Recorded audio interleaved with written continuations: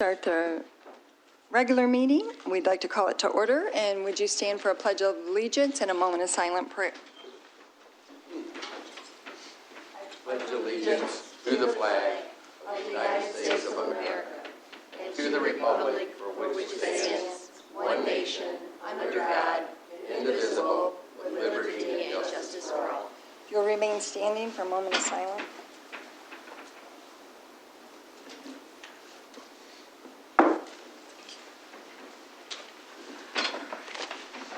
The first item on the agenda is public comments. If people would like to have public comments, you can do it now, or you can speak on the agenda item.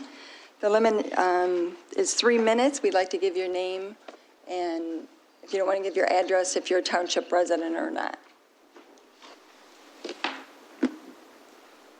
My name is Arloa Kaiser. I live at 1421 Melvin Street, and I would like to thank the board members for coming to Sugarbrook Habitat for Humanity dinner and group meeting for helping to learn what the residents want, and thank you very much for coming. And my personal opinion is, I think it would be nice if you said that you were there, who you were, because I'm sure there are a lot of people in the township that don't know who represents them. So next, I did tell them that you were there, and I do appreciate you all coming. Thank you. Thank you. Are there any other public comments?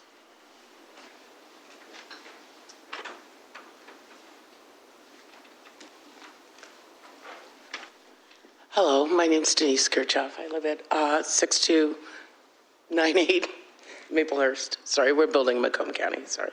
So we're just renting right now. I just had a public comment on what I just seen some things on this new wine tasting room.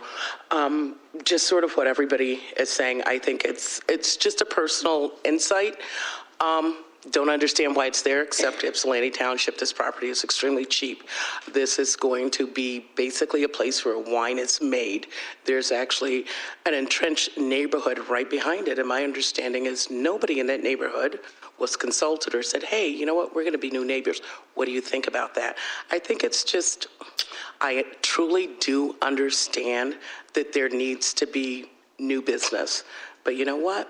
You are actually putting a wine distillery behind children. And I'm wondering why there is absolutely no concern for that. Maybe it happens to be the location or the look of the people that are in that neighborhood, but nobody in that neighborhood was informed or even asked. And that is their neighborhood. And you do bud a very thriving neighborhood behind there. And it was just a comment I wanted to make. Thank you. Are there any other public comments? Hearing none, we'll move on to the consent agenda. Item A is the minutes of the January 15th work session and January 30th special meeting with the changes that were discussed. The verbatim minutes were provided, and that it be reflected in the January 30th special meeting. So moved. Support. Motion Eldridge, support. It was Joel, wasn't it? Okay. Discussion? Thank you for doing that, Clerk Roll. All in favor? Aye. Opposed? Motion carried. Item B is statements and checks for the February 5th, 2019 in the amount of $1,234,876.99, and that was distributed to every board member in the work session, and it will be uploaded to the website. So moved. Support. Motion Rowe, support Doe. Is there discussion on statements and checks? Hearing none, all in favor? Aye. Opposed? Motion carries. Number 5 is the attorney's report, the general legal update. Mr. Winters? Yes, Madam Chairperson, a few items just to highlight what's going on since the last board meeting on some of the similar items that we've become somewhat accustomed to discussing. In regards to the American Center for Mobility, that of course is the former General Motors hydromatic property that was demolished The last 3 years, we've seen the autonomous vehicle center become a reality. And under the terms of that development agreement that this board negotiated, there is a formula that ACM, which is the acronym for American Center for Mobility, has to follow to pay what we refer to as payment in lieu of taxes. And this pilot payment just goes solely to Ypsilanti Township. So, and that doesn't go into different buckets. It's actually going into the Township General Fund. And in 2017, before the investment began, the township was only receiving $18,337 for these 332 acres. That's because the General Motors property had been totally demolished. Under the agreement that was reached, the first year we received a pilot payment. It was for 2018. That came to $119,074. We also received in 2018 a one-time payment of $72,000 for development that occurred on property that was not owned by the township. It was owned, or not owned, it was owned by MDOT and the Road Commission. And so in 2018, the pilot payment was $119,000. This past week, we received the required estimate or the required certification from ACM as to what the pilot payment will be for 2019. And so that is now at $223,000, which obviously is a very significant increase over what we received in 2018. Under the terms of that development agreement, that 223 is the baseline going forward for this year. In other words, if they did not invest another dollar into the property this year, the township would receive the 223 again next year. But that is not the case because investment continues to be made into the property. And just to give you a kind of a capsule, for every $10 million of investment that's made into the property, the township receives an additional $50,000 in revenue. We have a meeting scheduled sometime, I believe, not scheduled, but are going to be scheduled with the ACM CEOs and other board members, which they're going to discuss their plans for the continuation of their technology park at the ACM headquarters in this year. And all of you that probably either maybe got a chance to go to the auto show or saw a great deal of coverage on the auto show in Detroit, there's no question that the autonomous automated vehicle is going to be a reality. All the car companies are racing to get their vehicles into the showroom by 2021, 2022.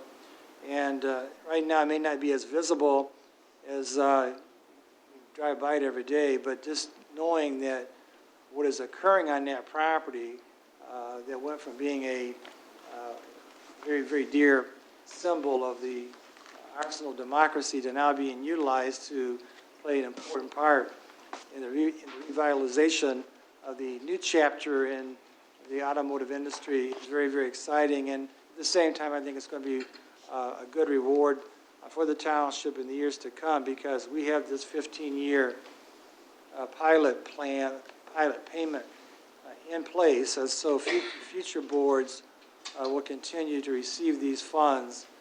As investments made, additional funds will come to the township. On another front, what has also been a very serious issue for the township is one that you've seen on Ecorse Road. That's the former Forbes Dry Cleaners.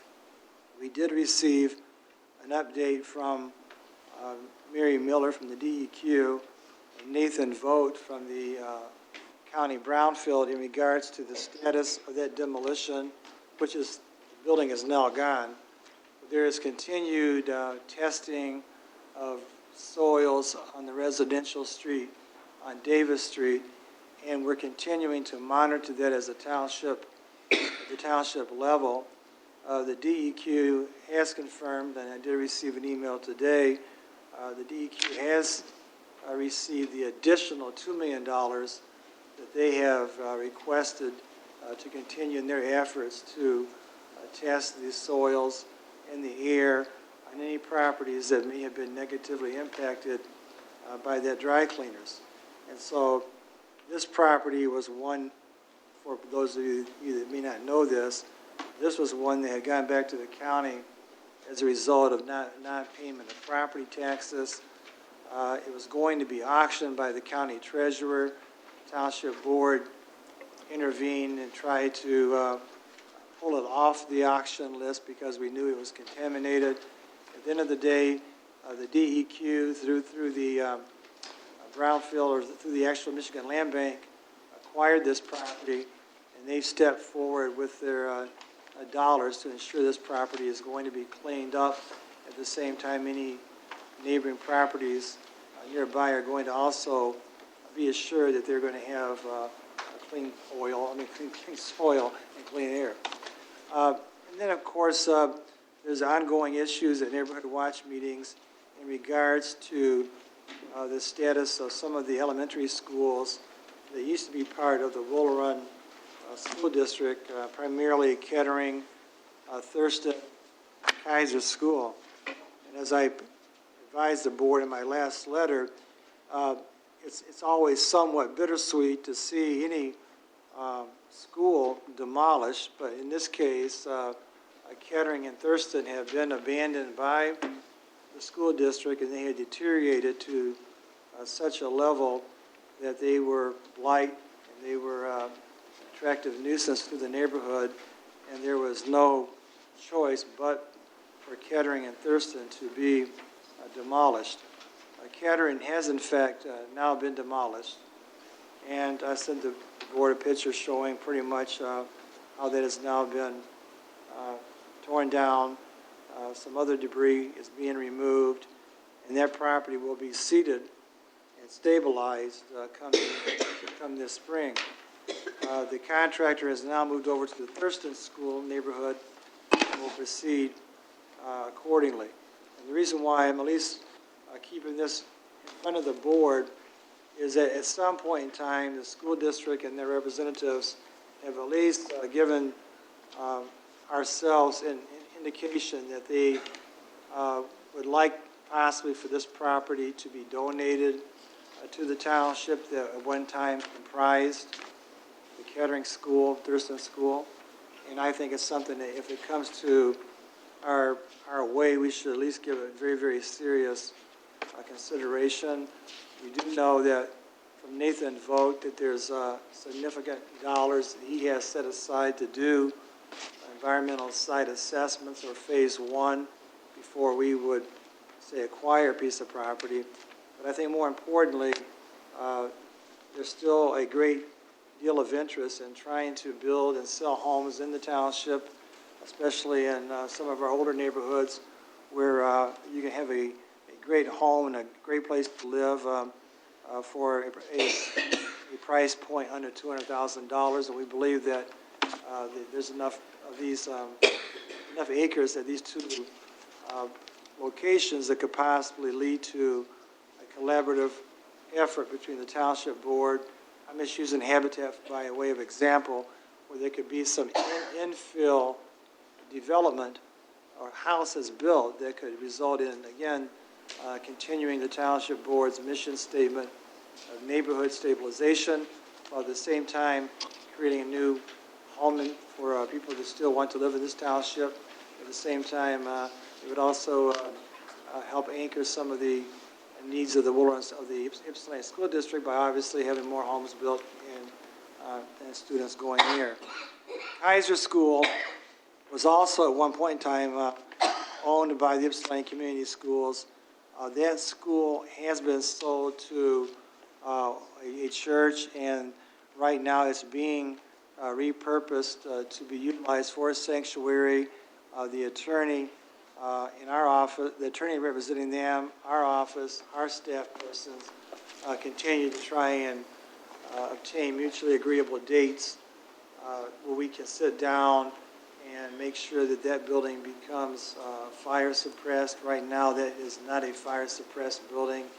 And because it's gone from being used as a school to being used as a sanctuary, that does trigger upgrades and improvements. And one of those includes to have that building fire suppressed, as well as other site-related improvements. So I won't belabor any more issues at this time. I know you have other agenda items, but I do believe that the ongoing development of ACM, the ongoing cleanup of Forbes Cleaners, and the ongoing demolition and potential redevelopment of areas in some of our older neighborhoods are very, very, very important to the Township Board. I think it's going to be a great year to see some of these projects come to fruition. Thank you. Thank you, Mr. Winters. Any questions regarding that? Under new business, we have request to approve, old business. I'm sorry. Old business one is the request of trustee Monica Ross Williams to rescind local government approval of a small winemaker's license and an on-premise tasting permit for Patrick Eklund and Jeffrey Frazier to be located at 1497 Ecorse Road. So move. Motion Ross Williams. Support Doe to rescind. We had discussion started in the work session, and we weren't able to complete the discussion, and I do remember that trustee Eldridge was. Thank you, Madam Supervisor. If I could, I see Angela King, one of our attorneys, is here. If I could just ask her to step to the microphone. I just have a couple of questions.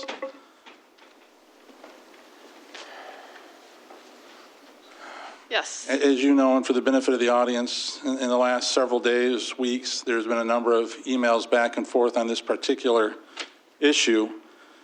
And as I go through them, and I see one from you dated January 29th, you're responding to a question. And if you can just go over that and give your response as to the legalities of how this issue should have been processed as far as our local LCC and what your read of our ordinance is. I think that would be beneficial, at least for me. Okay. Our ordinance, township ordinance, is a layer in addition to the Liquor Control Commission's rules and regulations and licensing. So in other words, an individual not only is required to get a license from the Liquor Control Commission under certain circumstances, also the township issues a permit or license.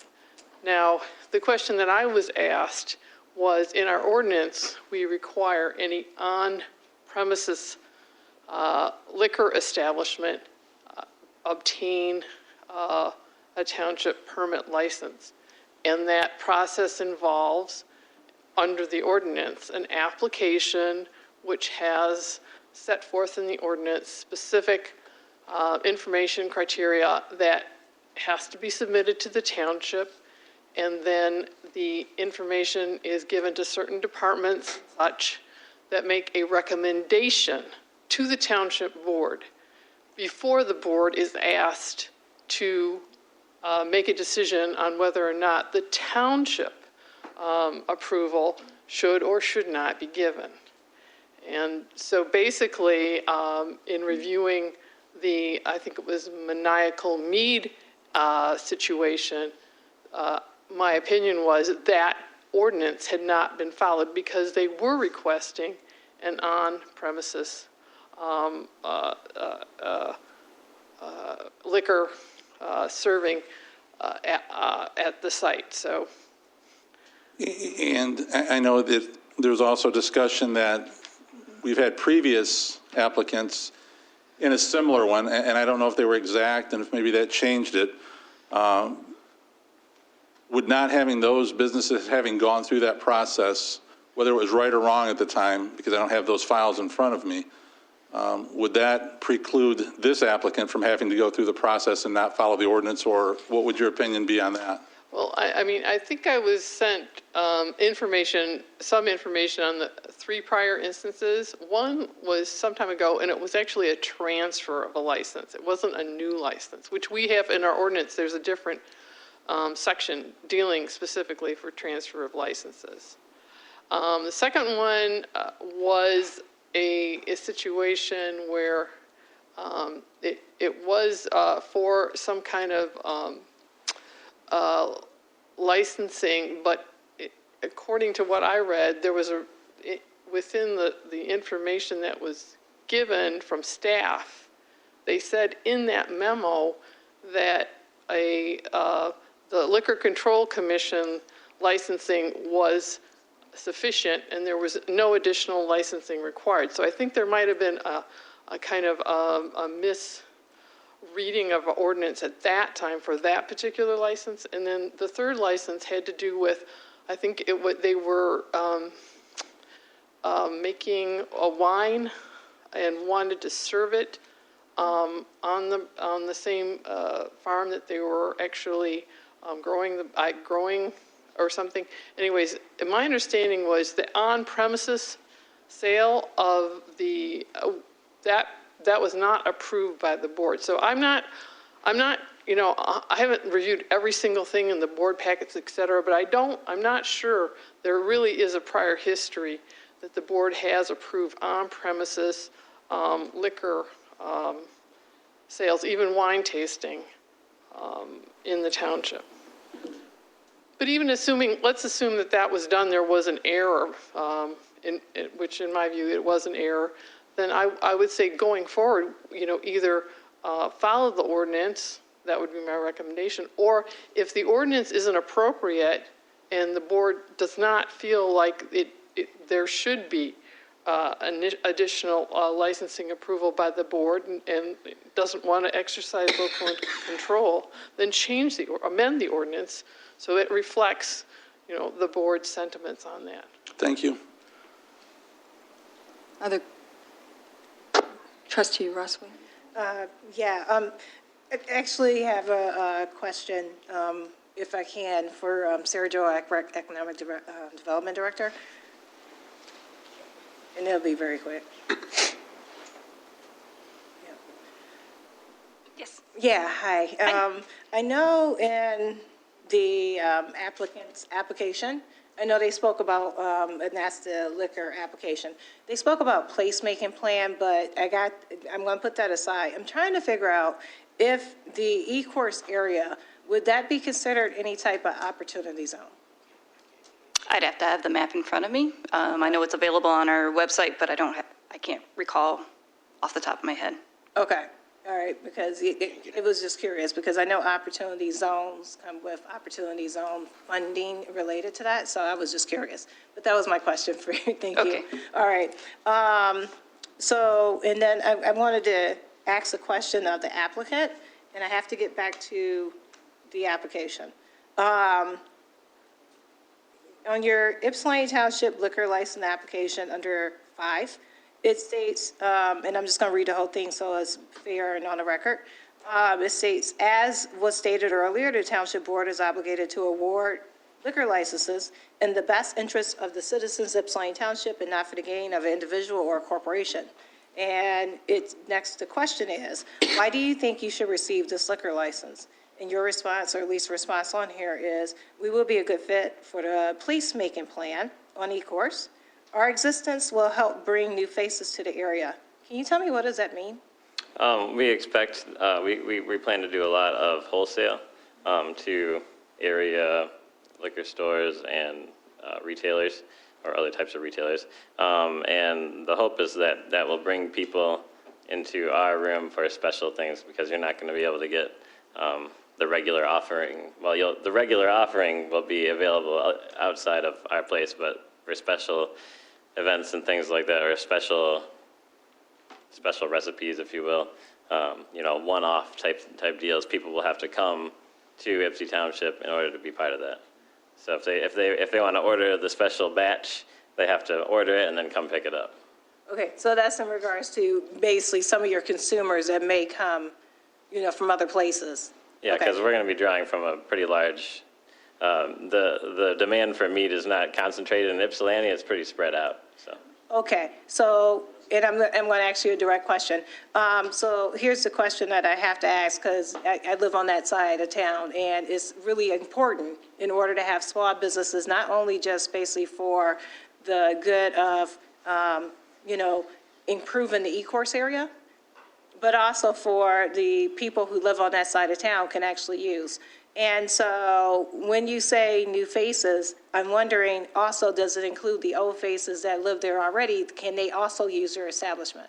I think if you had been to 734 Brewing, that question would be an obvious answer. We have gone, we make it our mission to bring in the people of the neighborhoods. So we do accessible pricing. We do flavors that are not off the wall. And I expect we'll be doing a lot of the same things. In terms of cider, especially, we have a plan to do cider. Mead does tend to get a little pricey, and I recognize that being where we are, it's not extremely affluent. We're in Ypsilanti. I grew up here, so I can say that. So we do plan to have cider on tap that'll be affordably priced, and the goal is to hopefully get people up to the point where they want to try the fancier stuff, if you will. And I guess the last question on that, will you, I know you probably have a bit of a marketing plan. Will you be doing any marketing to the individuals that already stay in the area that may not know what the mead process is, if nothing else, to come in and experience it or see it in process, or maybe even try some of the libations that you have at your establishment? Yeah, we have to, really. The whole point of having the open area, we don't expect people to come from far away to sit and have a drink at our bar. We expect the local people, hopefully, to be doing that.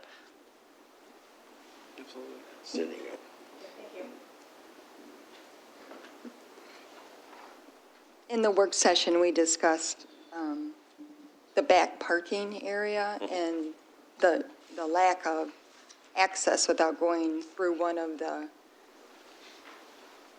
car wash Yeah, so facilities. I think we remedied that with the back door being made into a regular door.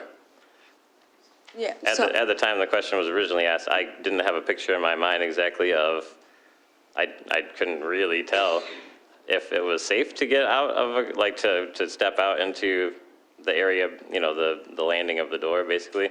Because when I thought about it, I said, well, is that really, are we stepping into the car area? But no, there's about 12, 15 feet. So it'll be an exit door. So then, So then you'll be able to walk from the parking lot on the parking lot. without going. Right, you don't have to go around. Because there's no real walk area Right. there. And your hours of operation in Oh, boy. the What did we say? verbatim minutes were Thursday, Friday, Saturday? Yeah, I think we said like 6 to midnight or something. Bar like that. hours. You said bar hours? I don't know I think I know what that means. But what are you looking at? I don't remember exactly what we said. That's okay, but it's whatever you're planning on doing. It's going Yeah, to be, it's going to be evenings, and Right. for starters, it'll be just Thursday, Friday, Saturday, probably. okay. And- We hope to expand that as demand allows, but to start out, we don't expect a lot of people to want to drink meat on a Tuesday afternoon, Okay. unfortunately. I don't know, I don't think I've ever had it, but maybe. The maximum occupant load is 15? Yes, and that includes employees. So if you have 3 employees, then you can only have 12 customers. Right. And the reason for that, if you go above 15, that triggers Another bathroom. and total ADA upgrade at that point. And it's been requested by the building department that be posted, which I think that's normal, I'm not sure. Yeah, when the state comes in to do their inspection, they're going to look for it anyway, so. Oh, the fire marshal. Oh, I'm and the sorry. fire marshal, yeah. Okay, I didn't know that. And then another request in the information that was provided was that you would do a notarized affidavit stating occupant load will not exceed 15. Mhm. And I know in the work session, you thought that was a little, I just wanted to know why, because I had never seen something asked for a notarized statement that I was going to fulfill a requirement that I figured since we're back here already, I thought it was kind of a given that you could just call us back if we were in violation. So I just thought I just wanted to know why. Are you comfortable with the Yeah. explanation that was given? I appreciate it, yeah. Because if you go over 15, then that triggers. Well, yeah, I was particularly, I don't want to go too far off, but I was interested in it because when we first had our meeting with the fire official and the building official, and there was one other guy, they came in and said, oh, it's not going to work. And that was it. And I said, well, hold on a second. He said, well, it was food establishment, now it's alcohol. And I said, well, that's not what the code says. So that's why we had to hire the architect to have a sit down with him and explain the intricacies of the code. Right, okay. And the exit door will, so you have a site plan that you've submitted to the building department, and you're willing to change that section to allow it to be an entrance as well as an exit? Yes, we'll make it an entrance. May I ask, because the first thing I saw was the agenda, which says motion to rescind the license, but then the new motions request does not say that. And, well, because the motion says, the new motion request, I'm sure you have it in front of you, says request for local government approval of the small winemaker's license. And then motion 2 is request for local government approval of a small winemaker's on-premise tasting permit, blah, blah, blah, with conditions upon recommendation. Well, the agenda item is to actually, to rescind, yeah. So, we're trying So to, I guess, are you voting to whether or not to rescind the license or whether or not to go with motion 1 and motion 2 in the packet? Because, The rescission is what's on the agenda. Clerk Rowe. oh, okay, got it. That's all that's on there. She suggested those in her memo. Don't want to speak for Ms. Trustee, but those could be other memos we could substitute, but you can't even talk about any other memos, any other motions until you deal with the motion I that's gotcha. on the floor. Well, I have to say, I'm not trying to make a threat or anything, but I do worry, and I think I said this in the emails, that a rescinded license would make, within the eyes of Liquor Control Commission, the State Liquor Control Commission, would make us unviable. I worry because we're going to be spending the next several months building out and gearing up production. I do think that a rescinded license would reflect poorly both on my current standing with 734 Brewing and on our company. I don't think it would, I worry that I'm going to get to the point, if we have an actual rescinded license, where it becomes like we'll get denied. We'll do all the work, put in all the money, and then we'll be out. So if we do get the license, it could be approved with condition. yeah. I mean, there's all kind, but I would like to, if I could continue. Oh, sure. In your application to the state, you asked for entertainment license? Yeah, so that's a requirement. If you have any sort of, someone wants to speak, if someone wants to sing, anything like that, the state requires that you have an entertainment permit. So what is your intentions? I don't have any intention for entertainment right now, but I just wanted to have that option open in case somebody wants to play guitar there. But not a band and? No, and you wouldn't be able to hear it outside of the building anyway, if we were to do something which. I think you did apply for something outside, but I couldn't. Oh, an outside seating permit. Yeah, if we, at some point, were to add outdoor seating. But I'm sure that's extra. Steps, right? That'd Yeah. be conditioned upon building department, And fire and all planning, that. fire. Yeah. So that's not part, even though it was part of your application, it's not part of your, That's not, yeah, that's not request. what's up right now, I don't think. I don't think so either, but I just wanted to ask that question because when I read it, it wasn't clear to me what you were asking for. So, Oh, I see, yeah. so entertainment, in your opinion, is because if someone speaks there or if you have someone playing a guitar. Yeah, that's the requirement of MLCC.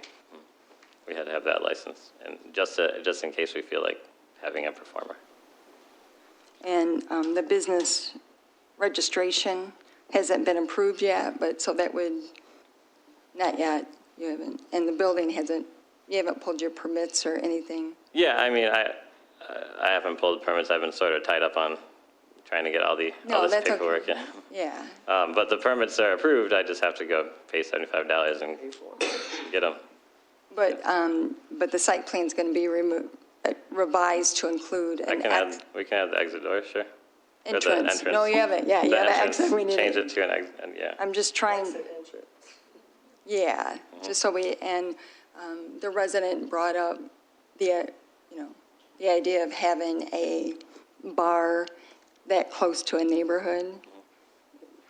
Your response to that? Sure. Well, so one of the requirements of liquor control is that we have a notification of any school or church within 500 feet. The nearest one is about 1,200 feet away, as you can see in those plans that I sent. I guess, honestly, it didn't occur to me to go door to door. So here's what was shocking to me actually with this process. When I applied for the license with the city of Ypsilanti, they put out the agenda 2 weeks in advance. So everybody knew about it 2 weeks in advance. Everybody who, had, with this agenda, it was put out, a couple days in advance. So I feel like it makes it harder for people to know. I feel like this is the public notice because. No, but if you have complaints, or the complaints? concern of having, because there's a bar that close to a neighborhood, you'll have someone on site, right? You always have a manager there. Oh, yeah, I mean, I'm a pretty good neighbor, and Right. I'm happy to work with people, I think. And Yeah, and I feel this is more like a family-oriented. This isn't like a 2 a.m. it's not like a bar. Yeah, I mean, it's a wine tasting room, a little more low-key. Okay. And that just came up this evening. All right. Trustee Ross Williams? Thank you, Madam Chair. I do have another question. I know I had previously seen some of the emails that we had that originally, I think back in May, you all was suggested to maybe consider, I think it's I-1, and I may not have those terms right, but I know for a fact it was light industrial. And light industrial is more over towards Michigan Avenue area. So why was that not, because the reason why I'm asking that, because I've been listening to your discussion, and I noticed that eventually, maybe someday, you may want outdoor seating. Eventually, maybe someday, you may want to increase it from 15 to 50. That location is not going to do it. I don't see it. And I say that honestly because there's cars coming in and out, especially in the summertime, to wash their cars.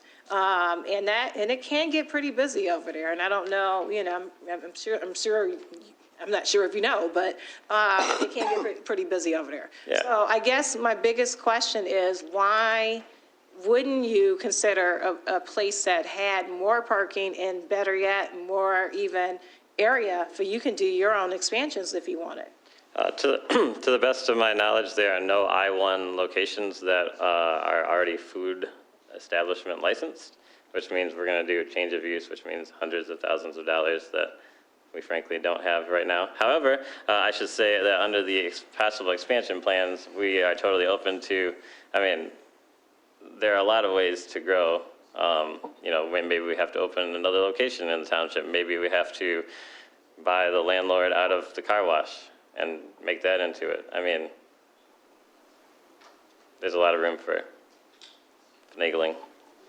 So if it was just a manufacturing? If it was just manufacturing, then I-1 would make sense, but we're not. Right. Right, and because it's, Because I understand, Because we're serving. well, I understand the food part. I finally, because we didn't have these conversations, I completely now understand why having an approved kitchen and treating it like food. It's calories, like you Yeah, said. no, now I understand. But I am concerned with some of the things that were listed that were not addressed previously. If we could, I know there's a motion of support on the table to rescind it, but then have these conditions added to it so that we can get a clear understanding. Commitment, maybe, that's a better word. I like motion number 2, approval with conditions. I think that's pretty. Wait a minute, excuse me, Trustee Eldridge wanted to say something. Thank you. For the applicant, as I read through these emails that have been exchanged, it indicates that your still 8 months, up to 8 months away from obtaining your license from the LCC? Hopefully only 5 now, yeah. Well, let's assume it's 5 for the moment. Yeah. You've been amenable to following township ordinances and rules. You just heard our legal advisor tell us that we clearly know now there's a process that we need to follow. Do you have any objections to following that process? I do not have an objection to the process. My only objection is to the specific wording of the motion. Well, unfortunately, it's the only way we can get to that process, and I think we can explain to them, to the state, what that rescission means. It doesn't shed a negative light on you. Really, it sheds more of a negative light on us and the process that was or was not followed. But my concern for my fellow board is we've now been given legal advice by our attorney that we clearly need to follow an established township ordinance. It doesn't look like it's going to in any way cause harm to the applicant other than he has to wait because we can meet monthly, we can meet bi-weekly. Certainly we're going to meet and make a decision within 5 months. And all of these questions we're asking them are generally a part of that commission that meets and asks those questions and receives those documents. So my suggestion would be that we simply follow the ordinance that we now know is in place and has been advised by our legal attorney to follow. Madam Chair. Well, just a minute. First was Clerk Rowe. I just wanted to say that I specifically followed up an email to Attorney King and said, are we required to rescind it based on the knowledge we have now that we should have followed the liquor ordinance? And her response was, that is totally up to the board. So it's not like we're going to break the law. At least that's the way I took it. If Attorney King wants to add anything, she can after this. What I tried to do, because I heard the board, that they wanted more information, and once Trustee Ross Williams submitted her thing to rescind, to put on the agenda, and even because she had shared that she really didn't want to rescind it, but because of not understanding it, so I took that, if we could get the more information for those who wanted that, and with her saying that she really didn't want to take away their either license or the permit, I said, well, then let's just go. And really what drove it was, because we started collecting information before, but when Attorney King said, really on-site premises, because where you can actually buy or drink or sample, even though we had approved 3 in the past. Unity Vibrations Transfer, that was the one that the planning that Angela King was referencing. That was the one where the letter was real clear from Joe Lawson that said it doesn't come under the ordinance. My bad, I guess everybody's bad, because there's been 3 reviews since then, and by different people, Mike Radzik, myself, different department heads, and no one ever brought that up. So I'm grateful, though, that Mike has done that, that now we got clarification. So that's what we followed for Unity Vibrations would transfer for both making beer or making their item. No, they got a brewery. So theirs was a brewery for making beer, but even though they make a tea. And theirs was they had a separate one, a permit, but it was called, at that time, was a sampling permit, so samples, which we transferred that. And the ordinance says on transfers that you're supposed to go through exactly the same thing as a regular one. All the stuff that we've now asked Mead Company to do should have been done with them in retrospect. Number 2 was the Swallow Lane was the same thing. That was a beer, and this board voted on that, 2012. Not everybody was here on that one for Unity Vibrations. On 3 Ring Brewery was a brewery and tasting, because at that time, when you voted on a license, you got the tasting. It was automatically. And there's actually, Mike Radzik did a nice job on a memo, in his memo, and he said, folks, make note, not only are you voting for them to make it, but you're voting for them to drink it and sell it and all those stuff on it. So we did that, and obviously now with not knowing in violation. And then Swallow Lane, we knew, and even Attorney Winters in the minutes says, hey, under the state law, you get a small winemaking license at that time, because it didn't change until this last year, December 19th. At that time, to get that small winemaker's license, you could sell by the glass and distribute. And Attorney Winters made sure on the record when he said, under the state law, you can sell wine by the glass. You're not going to do that. And they said, yes, that's a condition of our approval. So we voted on, all three of those, to go through and do that. I just think, like, at this point, because they have, and we could even, if you want in the motion, like, if anyone, we could say, all that information could be included, but they have met, they've done, and there's no liquor, which is another thing, which we can talk about later, but I really want a couple members of the board and maybe staff to meet with the attorneys and just get the ordinance fixed. Because one is, plus all those, everybody's supposed to, technically they're supposed to pay $1,000, for that. Transfer license supposed to do the same thing. We voted without even having on the agenda to transfer license for lots of Wintes. When you look at the actual ordinance, that shouldn't have happened. They should have went through it because a transfer requires the same process to all the building department, fire department, to everybody, and they're supposed to pay their, we did waive $1,000 for them because, we did revoke their license, so I think the board, we have, my whole point of going through all this is that we as the board have the right to do that without, and because we've done it. Big Boy did not do any of those things. They didn't go through all those. We don't have reports from the fire department, we don't from the building department. There's no site plan. There was no architectural drawing. All those things that actually our ordinance requires, they didn't do it. I don't regret Madam Chair. I don't regret doing those things. I don't have those, those things. But anyways, my whole point is they have met all this stuff that's in, and they have to, as Attorney King pointed out, it's not to the liquor committee. My understanding, there's a policy somewhere, I haven't been able to find it, that have set up that committee, and I know we appoint them, and I'm not saying to get rid of it, but when they're just a recommending body, so all the information that you have is what would go to the liquor committee if we were to refer it back to them, and then it's going to come back to us to vote on it. And we have, I think, all that information. There's no other information to get other than the conditions that Supervisor Stumble so eloquently, I think, put together that they would like to see in the motion. So based on that, I don't see, maybe we could just go ahead and, amend the motion to say, to not rescind that unless they don't provide, and we could list out all the things that Supervisor Stumble selects out, and I'll shut up. Go ahead. Well, I would just like to hear from. Yeah, it's fine. Other board members. Yes, Madam Chair. We did have the sketch plan. We had all the information we asked for. First thing is that. I've never seen it, that's all. I don't have my. Well, I can't help it when you've seen it. Lisa has a book that they brought in and verified all of it with us. They were all up to date. It's not. I can't. Well, when you say that they didn't do what we're supposed to do, Mike went and did the background check set on the people and had the inspection of the building. All that stuff was done. You just didn't get in the packet. I don't know what it got in a packet. We brought a packet here and gave it to every board member. So there was a whole packet here. I'll stand corrected. It's fine. Madam Chair. Trustee Giroux. Thank you. Thank you. I've been practicing my quietness tonight.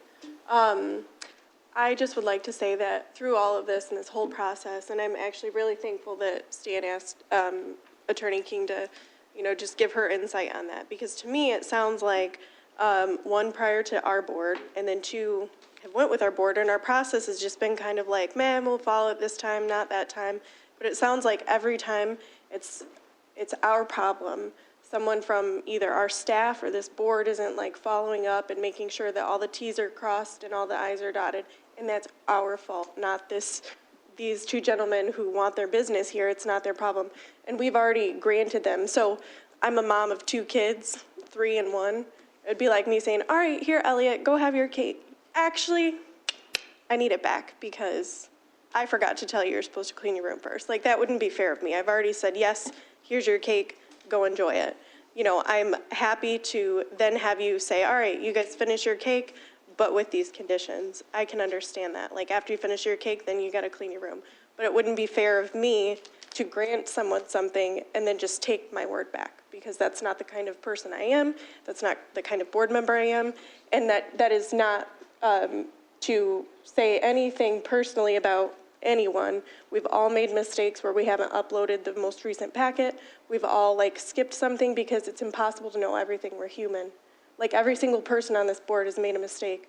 And I feel like that's exactly where we find ourselves right now. That's what we've done with the last 3 places that we've done. And so as a board, we just need to move forward and do the right thing in the moment. Thank you. Madam Chair, can I have a point of clarification, please, on a couple of Ross, things? will you? Thank you. Number one is, let's go back to Unity Vibrations. I don't think 3 of us was on the board at the time. I know basically we were on the board at the time of the Shadow Lane, and also 3 Ring Brewery, and it may be one more, Big Boys. But if I have it correct, the law changed on December 19th. I don't know if someone would like to clarify that. Maybe Attorney Counsel can do that. And I think that's why the memos had to change, because of the fact of the December 19th change inside the law. That was done basically during the lame duck, where over 400 bills was passed throughout that lame duck. And I actually didn't know it was lame duck until I read it. So with that, I'll say this much. Laws change. Sometimes we know, and obviously in this one, we didn't know it until later. Now, as for the uploading of the packet, true, I agree. But I also agree that we need to make sure that we have all the information inside of the packets in the first place. So let me be specific. Specifically, if I still had the packet from Friday, which I did, if other board members with the revised packet had the original memo plus the new memo, they would have saw the difference even if I didn't see it. So I am acknowledging my mistake, and I don't have any problems with doing so, and also not giving professional courtesy to 2 of my board members by calling the question, which is what I did. But in the same aspect, we also have to look at processes. Processes changed again December 19th. Processes before that were probably not, probably needed to be tailored also. So this is a process issue, and before it ever comes to the board for me as a trustee to look at, the processes need to be in place, because I'm making a decision based on what is in front of my face at that time. So I want to make sure that's clear. Back to the motion to amend versus the motion to rescind. I had a conversation with Attorney King, basically where I was trying to figure out which one was probably the right one to do. And I remember we particularly talked about the motion to rescind. So like, for instance, and I'm just going to summarize our conversation. If it was a motion to amend, and just to say that the proprietors was not able to get the fire department approval, right? We'll have to come back and rescind it then. So in other words, to make it correct, you have to do the motion to rescind. Then, if new motions are brought forward, right, which is what you're looking at the bottom, then the new motions can be brought forward, and you would not have to go back and just say, if you didn't get the fire department approval, come back and rescind it. No one wants to send you all through that. I think you personally, honestly, have, been through a lot. So, what I am trying to do is do this the right way. It was not done the right way the first time because I was looking at the wrong information on the iPad. But in the same aspect, I'm trying to do it the right way now. And I think it's critically important that not only this gets done the right way, but also going forward, that information that's brought before this board has the full and complete information in it for the board can make a decision. Okay. Treasurer Doe? Yeah, with all due respect to everybody, I've been here 20 years, and I don't recall any time anybody is asked to table an item for more information that it hasn't been granted. It wasn't granted, and I'm not upset about it. But had we just taken and tabled it, we would not be, we would have all the answers that we have now and be able to move forward. But this. All right, so procedurally, the motion before us is to rescind the local government approval that was granted previously. Clerk Rowe, that's a motion before us. So we either have to Withdraw the motion. vote on that motion. So I'm sorry. I am sorry. I apologize. You're right. Vote on the motion, amend the motion, withdraw the motion. Those are the things that we can do. So right now we have, a motion was by Ross Williams, seconded by Doe. Madam Chair, has there been any amendment yet, or acceptance of an amendment? There has not.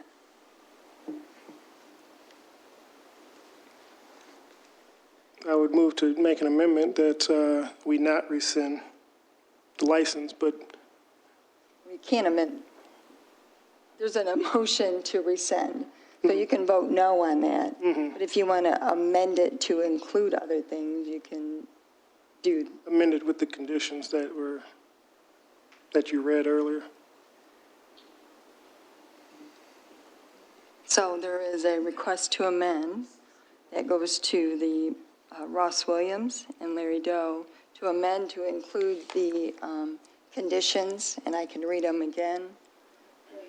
I'm sorry, what did, say the first part, I'm sorry. He wants to amend the recension to include the conditions into the approval. Is that correct? Is that what you want to do? That's correct. Just a point of information,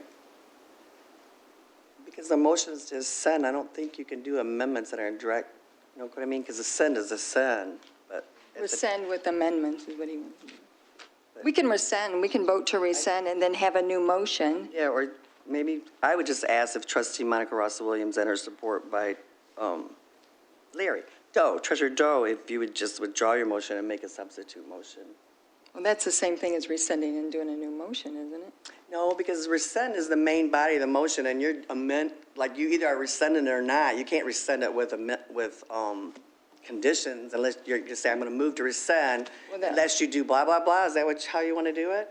I was trying to I was just- accommodate No, I trustee know you Williams were. in his request. that makes What I was sense. trying to do. Yeah, that makes sense. I'm not making an amendment. Okay. So the motion on the floor is to rescind. All in favor? I'm sorry, I don't understand. Like, what, do You we don't- have a friendly amendment or not? Because I don't. No, it wasn't. The motion was, no, he withdrew that. So there's a motion of support to rescind, and I think with the understanding, we're coming back with another motion. But I can't guarantee that. So all in favor? Aye. Opposed? No, Roll call vote. Rowe? No. Gerald Rowe, I'm sorry. Eldridge? Yes. Monica Ross Williams? Yes. Rowe? No. Doe? Yes. Wilson? no. So a motion, and then I vote to rescind. So the motion passes. A new motion is in order. I would like to make Madam Chair, I would like to make a motion to request for local government approval of a small winemaker's license for Patrick Eklund and Jeffrey Flasher to be located at 1497 Ecorse Road. With the condition, And we can put with the conditions of local government approval upon recommendation of the Township Liquor Committee, waiving the Liquor Commission application fee, building approval, Office of Planning, and Fire Department approval. And I think I may even heard, yeah, that's correct. So I want to make sure my motion is clear. Just to reread. Request for local government approval of a small winemaker's license for Patrick Eklund and Jeffrey Flasher to be located at 1497 Ecorse Road with the conditions upon recommendation of the Township Liquor Committee approval, waiving the Township Liquor Commission application fee, building approval, Office of Planning, and Fire Department approval. is there a support to approve those with those conditions? Madam Chair, did I miss changing the exit door to a entrance door? Are you trying to read your second one? Because you didn't read it. You read the first one. Yes. Well, so point of clarification. The way that I would like to do it as two separate motions, because the second motion says request for local government approval of a small liquor's license on premise tasting permit. So I would like to do it as two separate motions. So they get exactly what it is that I originally voted on, plus they also get the small, the on-premise tasting permit license. Well, they can't get the taste permit without the other one. Right, yeah, well, true. Just do one motion. Would be my suggestion. I'd offer alternative or amendment that we actually approve both permits, the license and the permit at the same time, and that we don't need to send in the liquor control because we have everything. Of course, it's going to be subject to the fire department occupancy, and read about, Brendan, the other things that we. The other conditions was that they have the approved architectural plans with the exit door that they agreed to, and that the maximum occupancy is 15, and that if seating is provided, barrier-free access must be provided, and the owner is to provide a notarized affidavit stating occupant load will not exceed 15 because that triggers a second bathroom, and that the approval of the business license registration, the building, and the planning, and the fire department. So, Madam Chair, what I'll do is That was my amendment. Okay, I was. So I need a support for my amendment. Yep, I understand that. There needs to be a support for my amendment. Support. Okay. So just for record, for clarification, Monica Ross Williams' original motion was a request for local government approval, a small winemaker's license for Patrick Eklund and Jeffrey Frazier at 1497 Ecorse. My amendment was that we include the small winemakers on-premise tasting permit with all the stipulations that clerk or Supervisor Stumble just read. Okay. Do I have to re-say them again, or are we clear on them? We got it. Are we clear on? Yeah. So we have a motion As long as it's friendly, we can just vote on it as once. by, If she accepts friendly, yeah. supported by Doe with the amendment to approve. Point of clarification, is this going to the Liquor Commission or not? Just want to make sure. No. No. But it requires all the approval of the Liquor Same. Control Commission. Or the liquor ordinance. Madam Chair, Yes. I just have a comment. And it's that if we, this is just my opinion, like I don't want to make it any harder to like get them through whatever process, but if we're going to change our process to follow the ordinance, a part of that ordinance is them going to the Liquor Commission. No, it's not in the ordinance. Liquor commission doesn't exist per ordinance. If our practice as a township has been to send people through the Liquor Commission, and now we want to follow our past practice, we need to do it fully, not like 98%. So, So you want to add going to the Liquor Committee? Right, I understand you know what I'm saying? I mean, no, I don't want to add any. Well, if you do that, then you don't have to put all the conditions, because the Liquor Committee addresses all those conditions. Thank you. I will just resend my comment that was there. Trustee Ellis? According to the attorney, it's 37-25. What's 37 days? That there is an ordinance that speaks to it, 37-25, if I'm reading it correctly. Okay. Speaks to what? Is that a friendly, I wasn't don't know what- asking for I any. don't understand what's saying. That the, I went through the entire liquor thing, so are you saying that there's another ordinance that establishes the committee? Because it's not in the ordinance it says everything has to be recommended to the board. And I know our policy, but that's not ordinance, and that's why, That's what I'm saying. want it If fixed. If it's our policy and we want to do things and follow our process and our ordinances, then we can't just pick and choose what parts of the policies and ordinances we're going to follow. It's my opinion. No one has to agree with that. Do I want these guys to have to go before the Liquor Commission? No, but like that's apparent by my last vote. But if we're going to do this, we might as well, you got to go all in. That's it. You follow all of it or none of it. Just my opinion. Madam Chair, I would reject the friendly amendment because I was the original motioner. So, yeah. so we're back to the original motion, which can I speak to it? which is to approve Unless there's another. the request with it going to the, approve it going to the Liquor Committee as required by ordinance. Technically, I might say, we are not back to there where we're at. She just didn't accept it as friendly, so that means you have to vote on them separately. The amendment that I made, and then you got to vote on her thing. And I just wanted to speak to the motion.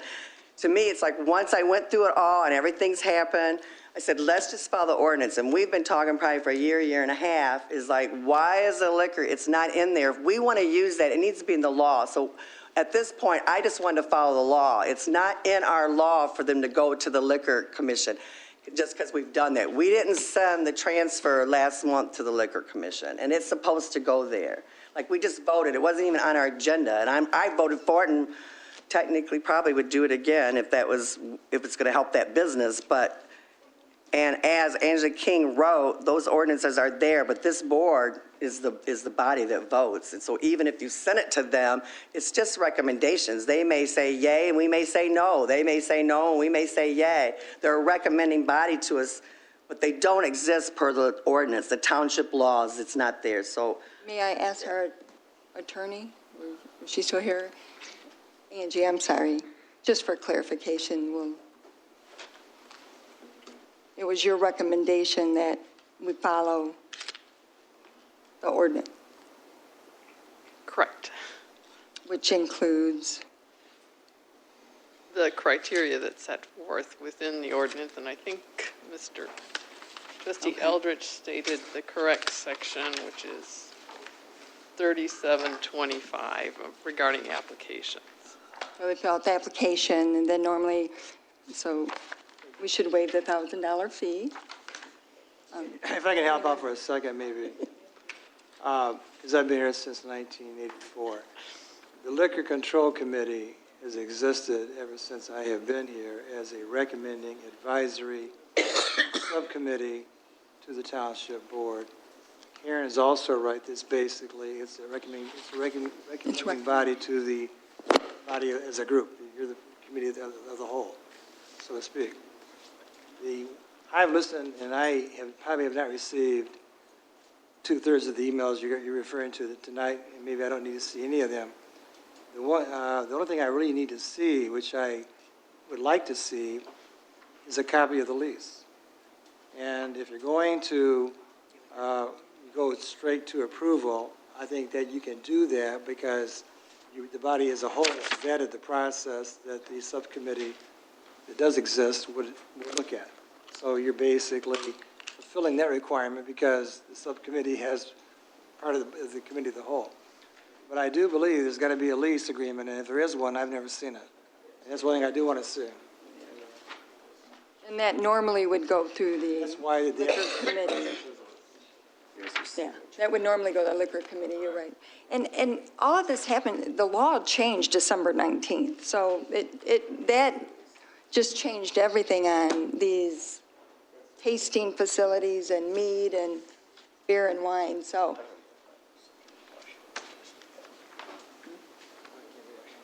Yeah. I can't read it now. But well, I'll send it to you. I'll send the whole packet to you. All right. So, Mr. Winter, so your recommendation is? You can proceed. You're not doing violence to your ordinance because you've had such a full hearing tonight. That is what it may have been painful, but this is what the This is democracy. Had gone to the subcommittee, had gone to the Liquor Control Committee that has been around again since I've been here in '84. Right. But I think right now that there is a application process that has certain requirements to be attached to that, which is done in a way for the committee to sort of look at it and then recommend it to this body as a whole. In this case, you've acted as a committee of the whole, I believe, on the whole process. So I think that you can proceed as outlined by the With the conditions conditions. that we have. And there is a lease that Karen's going to send to me tomorrow, just so I can have that look at, because that's an important, it is one of probably the most important legal document from my standpoint, is just to see exactly how they have a legal basis to have anybody review anything, be it the building department, zoning department, planning, because until they have a legal basis to have us come into that building, the owner of the property obviously is the one that I'm concerned has entered into this lease. Apparently they have a lease, I just had never seen it. So I'm satisfied that you met your criteria in the ordinance, as well as you do have a standing committee of 3 people that it still exists as your liquor control committee. Madam Chair. I'd just like, Trustee Gerald? just like to say thank you for the clarification, Doug. And I understand that we've met all of those requirements, but it's going back to our flaw as a board. We didn't follow a process. And so moving forward, even if we don't make them go to Liquor Commission now, because they've done all, in moving forward, if that's going to be a requirement, then everyone needs to be doing the same process. So I would just like to see improvement on that from our, Me too. thanks. Point of clarification. Just a moment. Point of clarification. As for the lease, where would that lease go to? If a motion is made without going before the Liquor Commission, who specifically would ever see a lease? You have it in your packet.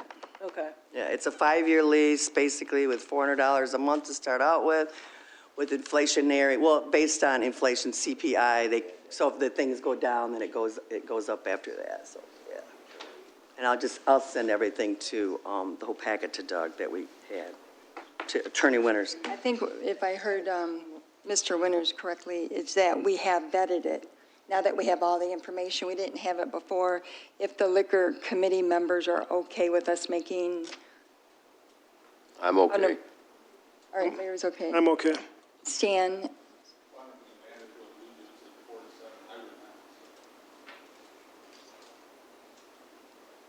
Even though we vetted it, you still want it to go to the liquor committee?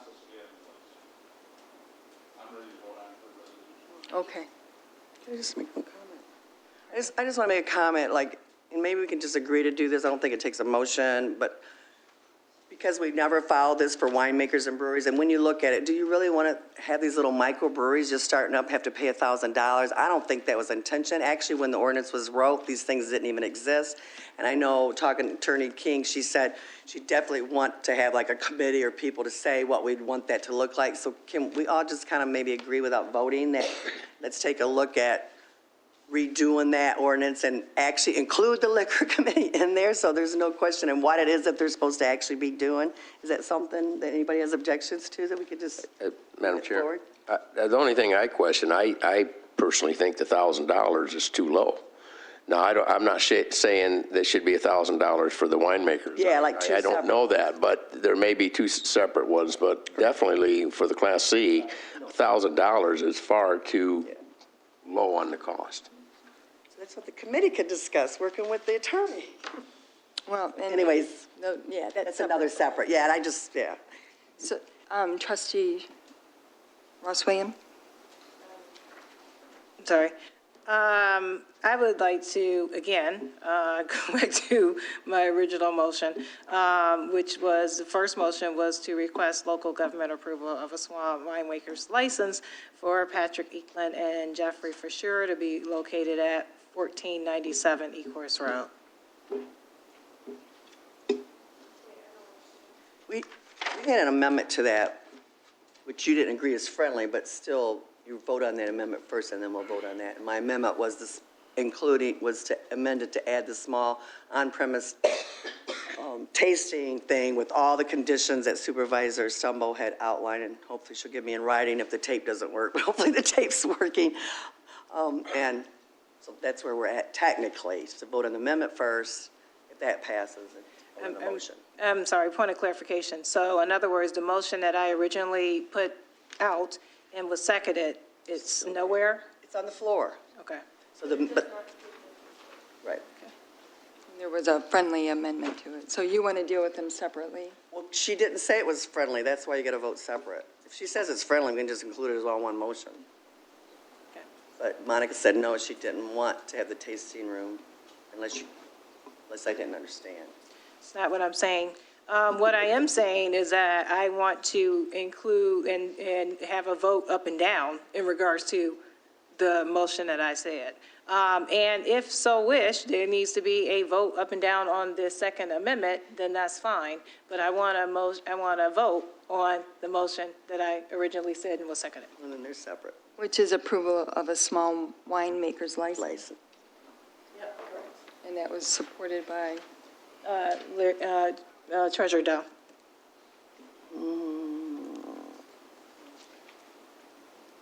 I don't know, you got it? Because I didn't write it down, Lisa. is it Doe? So,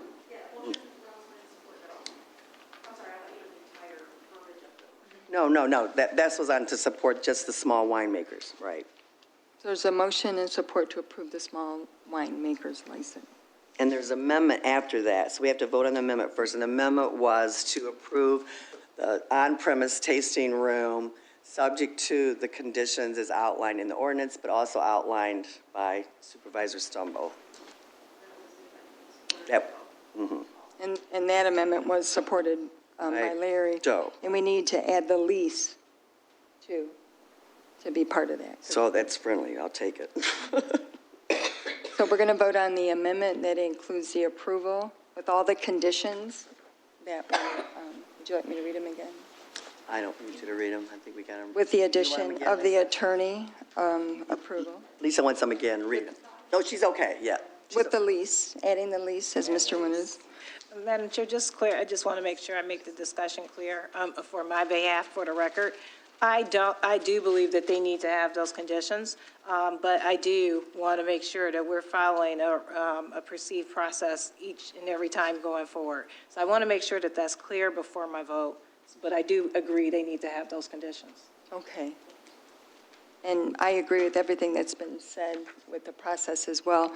I'm comfortable if Mr. Winters said that we vetted it. That's fine. Yeah. I'm fine. So we're going to vote on the amendment to the motion. All those in favor? Aye. Opposed? Nay. So there's 2 nays. The amendment is approved. Do you want to do a roll call or no? The nay votes I heard was Stan and Monica. So the amendment's approved, so we have to vote on it. Right, then we vote on the motion, Now we have to vote on the main motion. which is the license. So the main motion is to approve the actual winemaker's license. Correct. All in favor? Aye. Opposed? Motion's carried.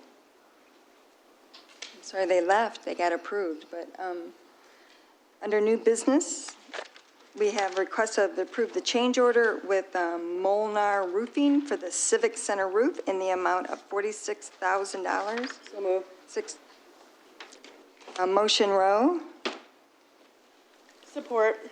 Support Gerald Rowe to approve the change order. I know that the architects or engineers are here. Mr. Winters has reviewed and recommended approval, correct? Yes, this is a contract that was previously awarded to William Molnar Roofing by the Township Board. You have in your packet, it was originally for the amount of $183,000. Not really sure what happened during the transition, but before the roof project commenced, there was some discussion with the township's engineers as well as the building officials that the specifications that were bid out were not in keeping with what they believe to be the code requirements.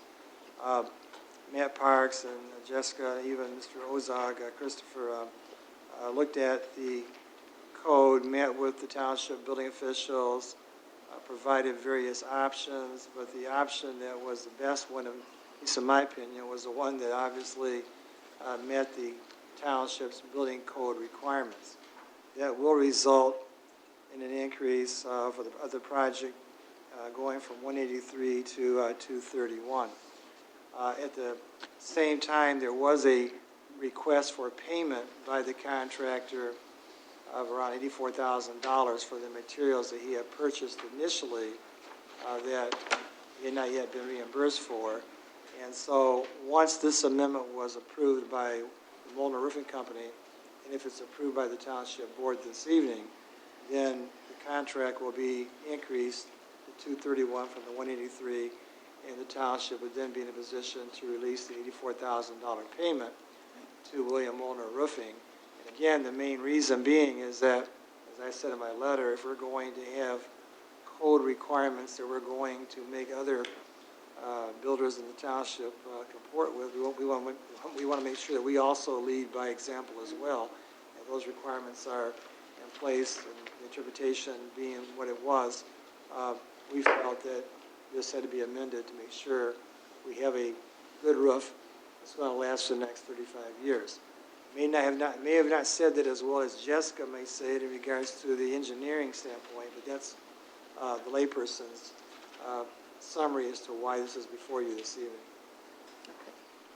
Any questions?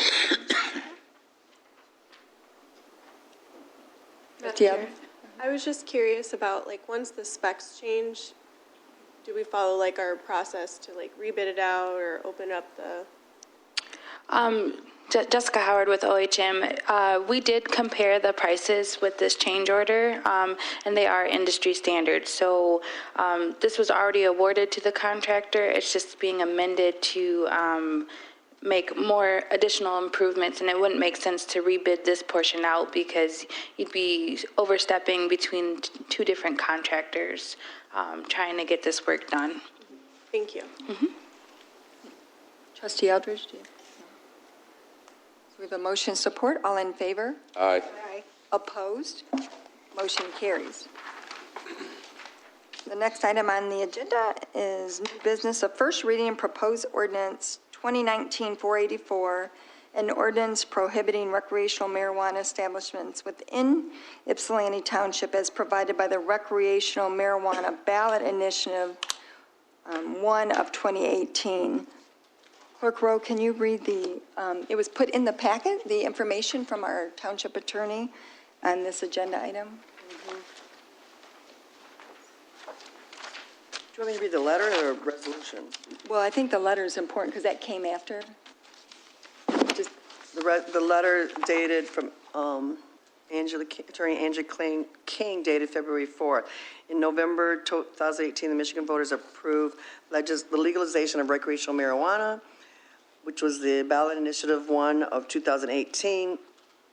The ballot initiative is not to be confused with the Michigan Medical Marijuana Act, which was passed in 2008, where legalized medical marijuana, or the Michigan legalized medical marijuana, or the Michigan Medical Marijuana Facilities Act, which was passed in 2016.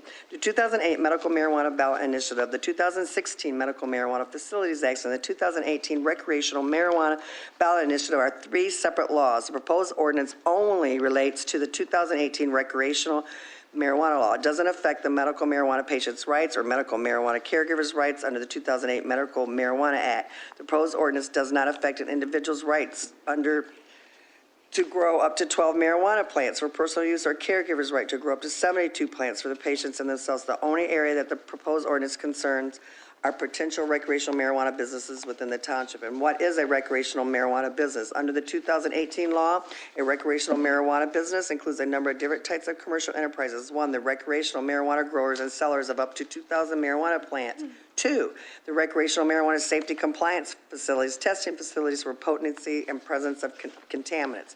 3, recreational marijuana processes, preparation of marijuana plant by compounding, blending, extracting, infusing marijuana. And 4, the recreational marijuana micro business cultivates, processes, and packages 150 marijuana plants. 5, recreational marijuana retailer, the retail sale of marijuana.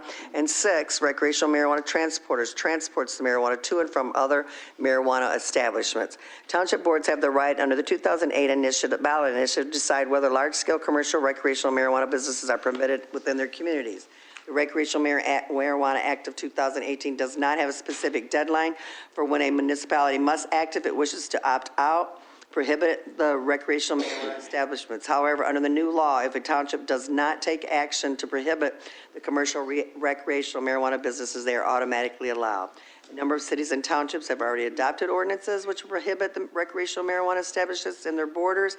It's important that this issue be considered and decided by the board, since non-action under the Recreational Marijuana Act is considered permission to locate within the township. Once a recreational marijuana establishment is licensed and operating within a township which does not have an adopted ordinance prohibiting such establishments, the businesses will be allowed to continue so long as the operation complies with the state law and regulations. I have drafted a proposed ordinance which, if adopted, will prohibit recreational marijuana businesses within the township. If in the future the board or future boards wish to revisit the issue, the ordinance may be changed. If the ordinance is not adopted, all types of recreational marijuana businesses will automatically be allowed to locate within the township. If the ordinance is adopted, it will preserve the status quo and allow time for the state to adopt regulations governing how this new law will be applied to commercial marijuana businesses. Maintaining the status quo will also enable you to learn from other communities that allow commercial marijuana businesses to operate in their borders. This will help you to decide whether permitting marijuana businesses in Ypsilanti Township and will add or detract from the overall community environment. It will also allow time to consider other important questions such as zoning districts and other special considerations the township may have regarding recreational businesses. Can we read the? Yes, I would read the proposed ordinance number 2019-484, an ordinance prohibiting recreational marijuana establishments within Ypsilanti Township as provided by the Recreational Marijuana Ballot Initiative 1 of 2018. The Charter Township Ypsilanti hereby ordains that pursuant to the authority granted to municipalities in the Recreational Marijuana Ballot Initiative 1 of 2018, otherwise known as the Michigan Regulation of Taxation of Marijuana Act, the act is amended. Marijuana establishments as defined in the act are prohibited under the boundaries of Ypsilanti Township. Penalty for the violations of this ordinance constitutes a municipal civil infraction punishable by a $500 fine. The violator will also be required to pay all direct and indirect expenses incurred by the township in connection with the prosecution of the civil infraction. Each day during which a violation continues to exist shall be a separate offense. The township may seek injunctive relief against persons alleged to be in violation of the ordinance and such other relief that may be provided by law. The severability, should any section of subdivision, sentence, clause, or phase of this ordinance be declared by the courts to be invalid, the same shall not affect the validity of the ordinance as a whole or any part thereof other than the part is invalidated. Publication, this ordinance shall be published in a newspaper general circulation as required by law. The effective date is shall become effective upon publication in newspaper general circulation as required by law. Does it take 2 readings? Yes. Move to approve. Motion, Doe. Support. There's a motion by Doe, support by Ross Williams. Oh, I'm sorry. To approve. Now, discussion? Madam Chair, Yes. I did receive 2 emails, one from a Julie Sullivan and one from a Nicole Van Blerkum. They couldn't be here tonight, but they opposed it. So we need to put those in the record, I guess. I think I received 6 or 7. I think I might have the Julie one. Okay. Yes. We should read those in. I mean, those are part of the record, right? Yeah.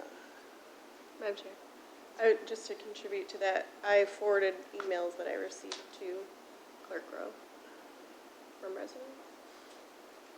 Well, if I could get it over here. I can pull them up on my phone if you want me to read mine. No. It just, normally when we get it, Clerk Rowe always puts it as part of the record, just so we can include it as part of the record. This is the first reading. There's always another reading.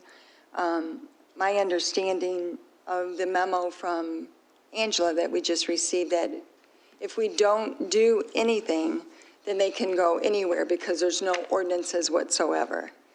Even though Laura has not adopted the regulations yet, we don't know when they will come into approval by the state. Is that correct?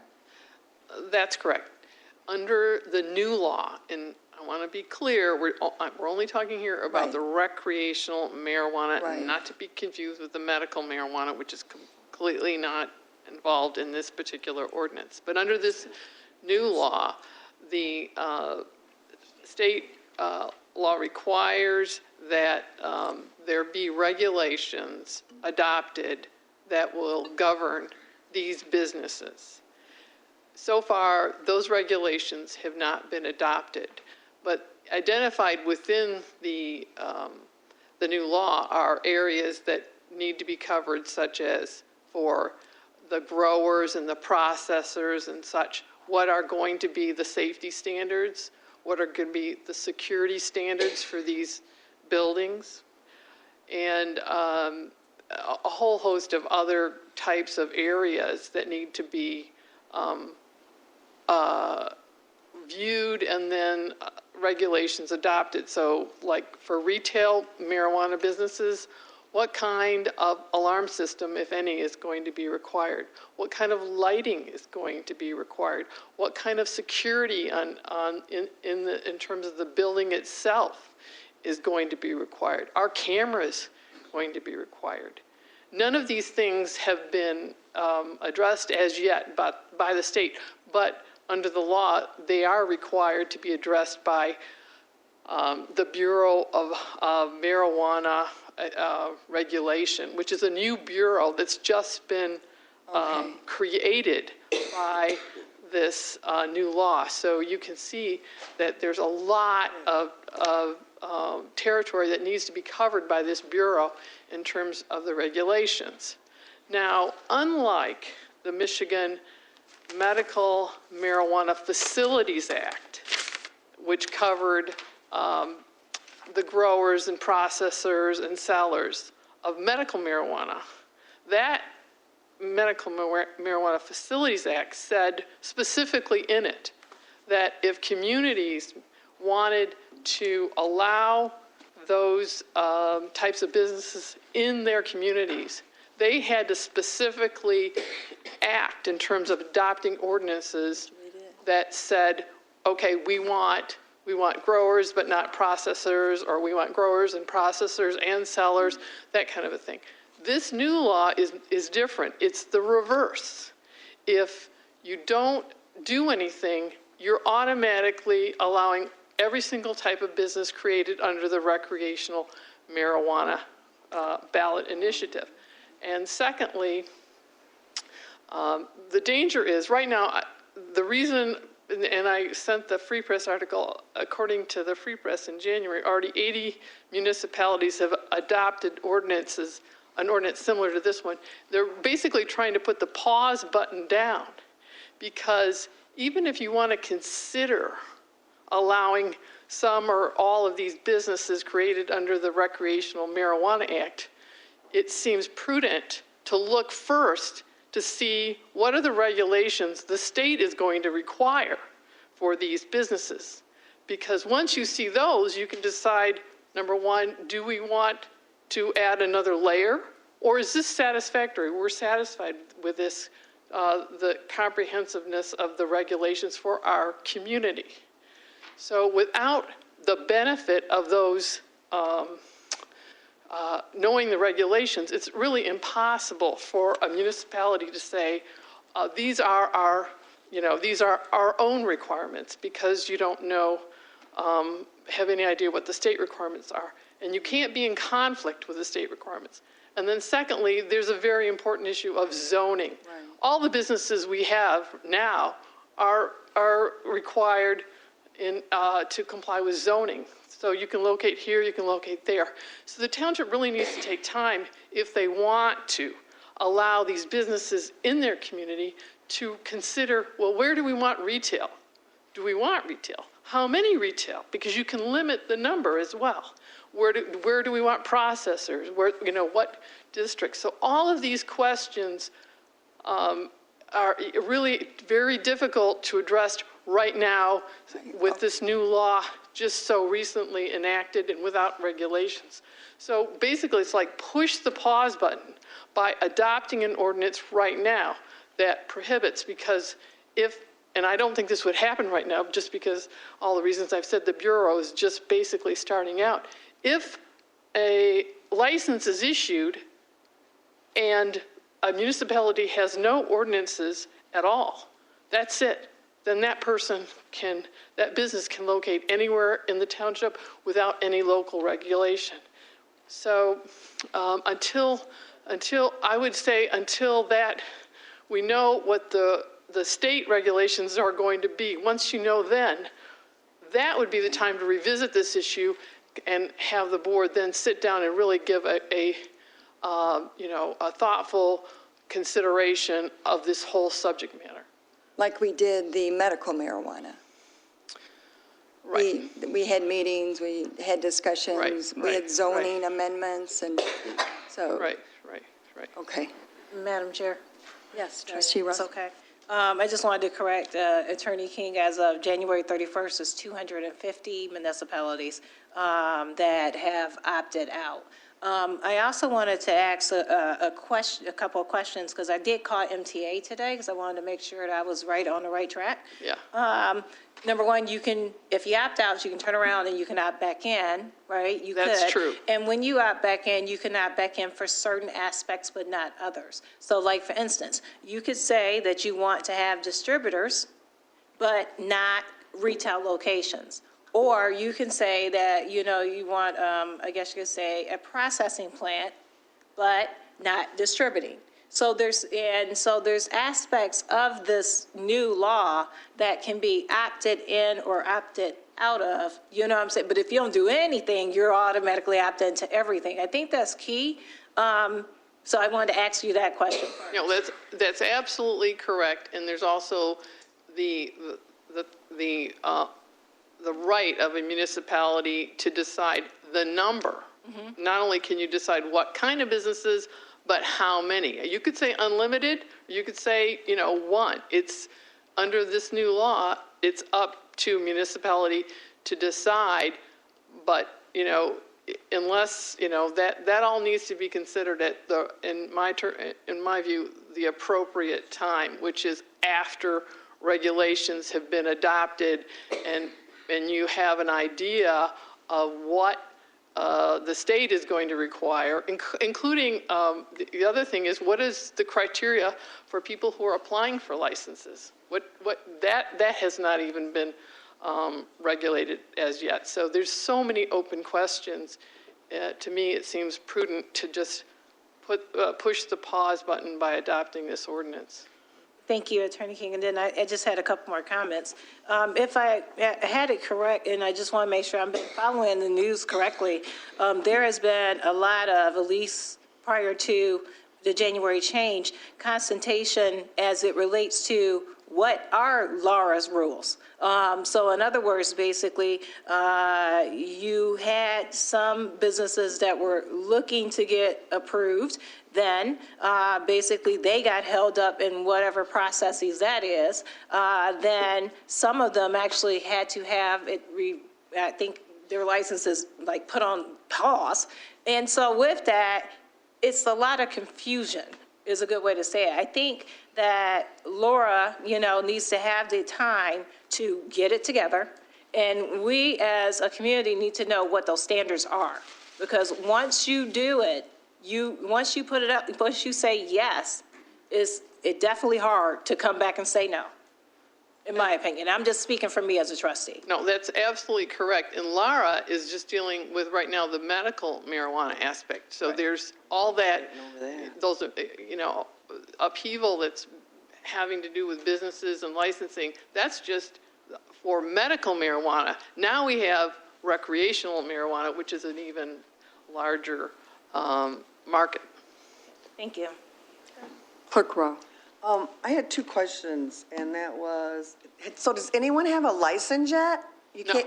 No one has a license? No. So no other community, like this isn't happening in other communities yet, or is it? Or have other folks? No. I guess there's no license from the state, but do you know of any communities that actually have adopted ordinances or changes that's allowing any of the 6 different uses?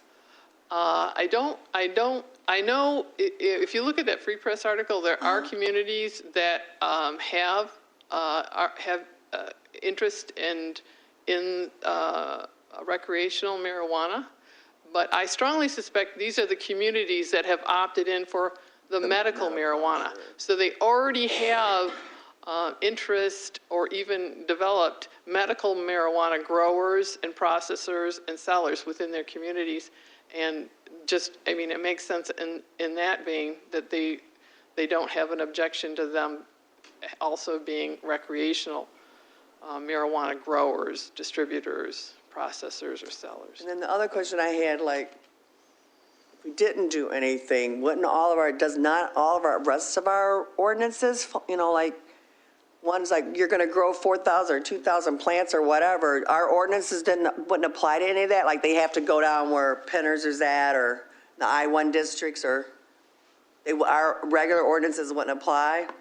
Are you talking about like zoning ordinances? Yeah, I'm sorry, I yes. think this is a new business. So right now, our zoning ordinance talks about caregivers. No, I meant about growing. Like, say, I was just thinking in my mind, well, we have greenhouses, land, blah, blah, which the ordinance says, like, what can go in each district, like, seems like that would be specific to it, or, I would say that if not. the township, is interested in having like a marijuana grower, Yeah. then they should adopt a specific zoning ordinance that addresses that type of a business. Because I think, it's unique as opposed to other businesses that we have experienced before this new law. like, I understand like this and stuff, but at the same time, it's just like, if the regulations get in pass and all the licensing, I don't know. Don't you think like we as a board should know, not just to wait, because then it could take another 2 or 3 or 5, 6 months or a year for us to do ordinance if we did want to do a certain time, or we didn't want to do it, to at least have a discussion amongst ourselves, for direction to start, working on it, so we're not left out if we decide. That's just, and I know that's just an opinion question. I feel that way. I don't know how the rest of the board feels. I think that we should have somewhere along the way a discussion about when they get everything worked out, where are we at as a board? Do we don't want to let nothing in, or do we want to let something in? Where are we at, so that we can be ready and have our ordinances together if we, want to move forward on some other area. And that's what we did on medical marijuana, medical marijuana. We had ordinances, we had meetings, we had all, but Angie, under the scenario you just gave, if someone comes in and they get licensed and get a permit, can they go in some of the vacant agricultural zoning? Or they're not zone that, they're zone residential, but we have lots of agricultural land.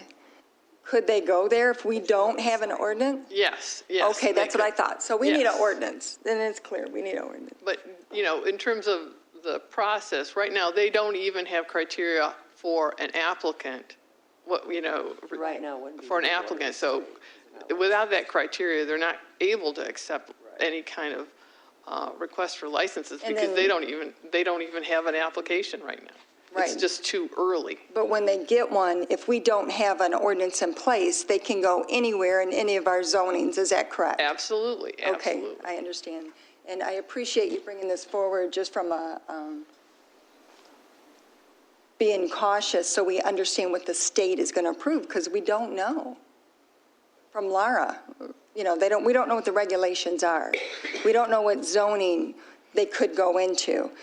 And I think this really goes hand in hand with our 2040 master plan that we're doing, because we're having all the meetings, and it sounds like it's a good discussion to be brought up as part of that, because that's all our zoning, and this is for 2040. We're looking out, and hopefully we'll have more information on those different uses. But I don't want someone to get a permit and have it go into our agricultural zoning, which is really residential zoning. Like, we have to stop. We can't allow that to happen without having ordinances in place and discussion with resident, you know what I'm saying? Like, I agree with what you brought forward. I appreciate it, actually. Okay. Madam Chair. Trustee Rowe? I just had a couple of questions, Angie. I wrote notes and then I forgot why I wrote them there. But the state law, that's what it was. I don't know if you remember, I think it was last year. We worked with you, I believe, on a state law. We had a law in our township about like peddling licenses or something, and there was a distance that they had to be away from cars or something. And then the state law changed, and it was actually a lesser requirement. So then we had to amend our township ordinance to meet the state's law, even though it was a lesser requirement. Does this sound familiar-ish? Kind of, yeah. Okay. Yeah. So my question is why we wouldn't be able to talk about an ordinance and set our own standards, and then later on, who knows when the state's going to come out with anything, then amend our ordinances to be so that we're not in violation of state law, but go ahead and set our own standards, and they can be high standards if we want them to be, and go ahead and start having that conversation about what zoning districts to go in.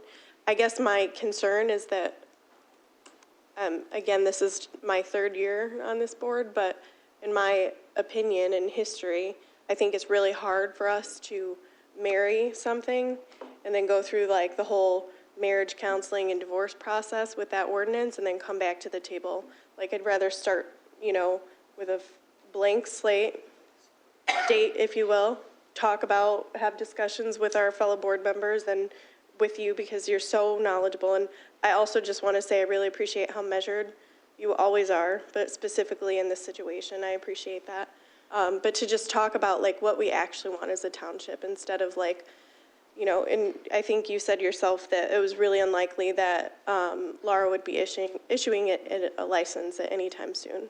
So what would be the risk in like just sitting down now and coming back in 2 weeks or a month to really discuss what kind of ordinance we would want to see? Like, to be more visionary about it with what we want to see rather than retroactive to what the state's giving us, if that makes sense.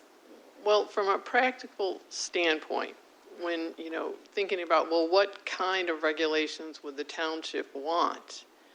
That's such a broad area because, first of all, there's all kinds of the difference in businesses. You have the growers, and you have the processors, and you have the testers, and you have the transporters, and you have the sellers. So we would have to consider regulations for each one of those individual businesses in terms of what, what's in the best interest of the township.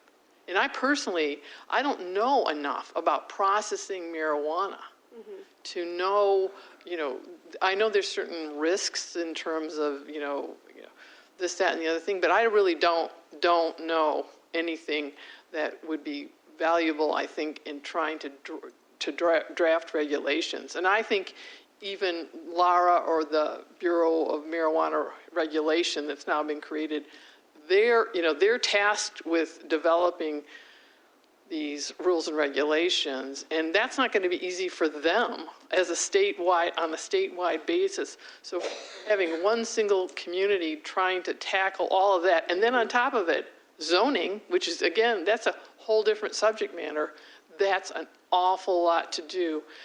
And it may be that when the state comes out with your regulations, if you have local ordinances that are in conflict, those are preempted if they're in direct conflict.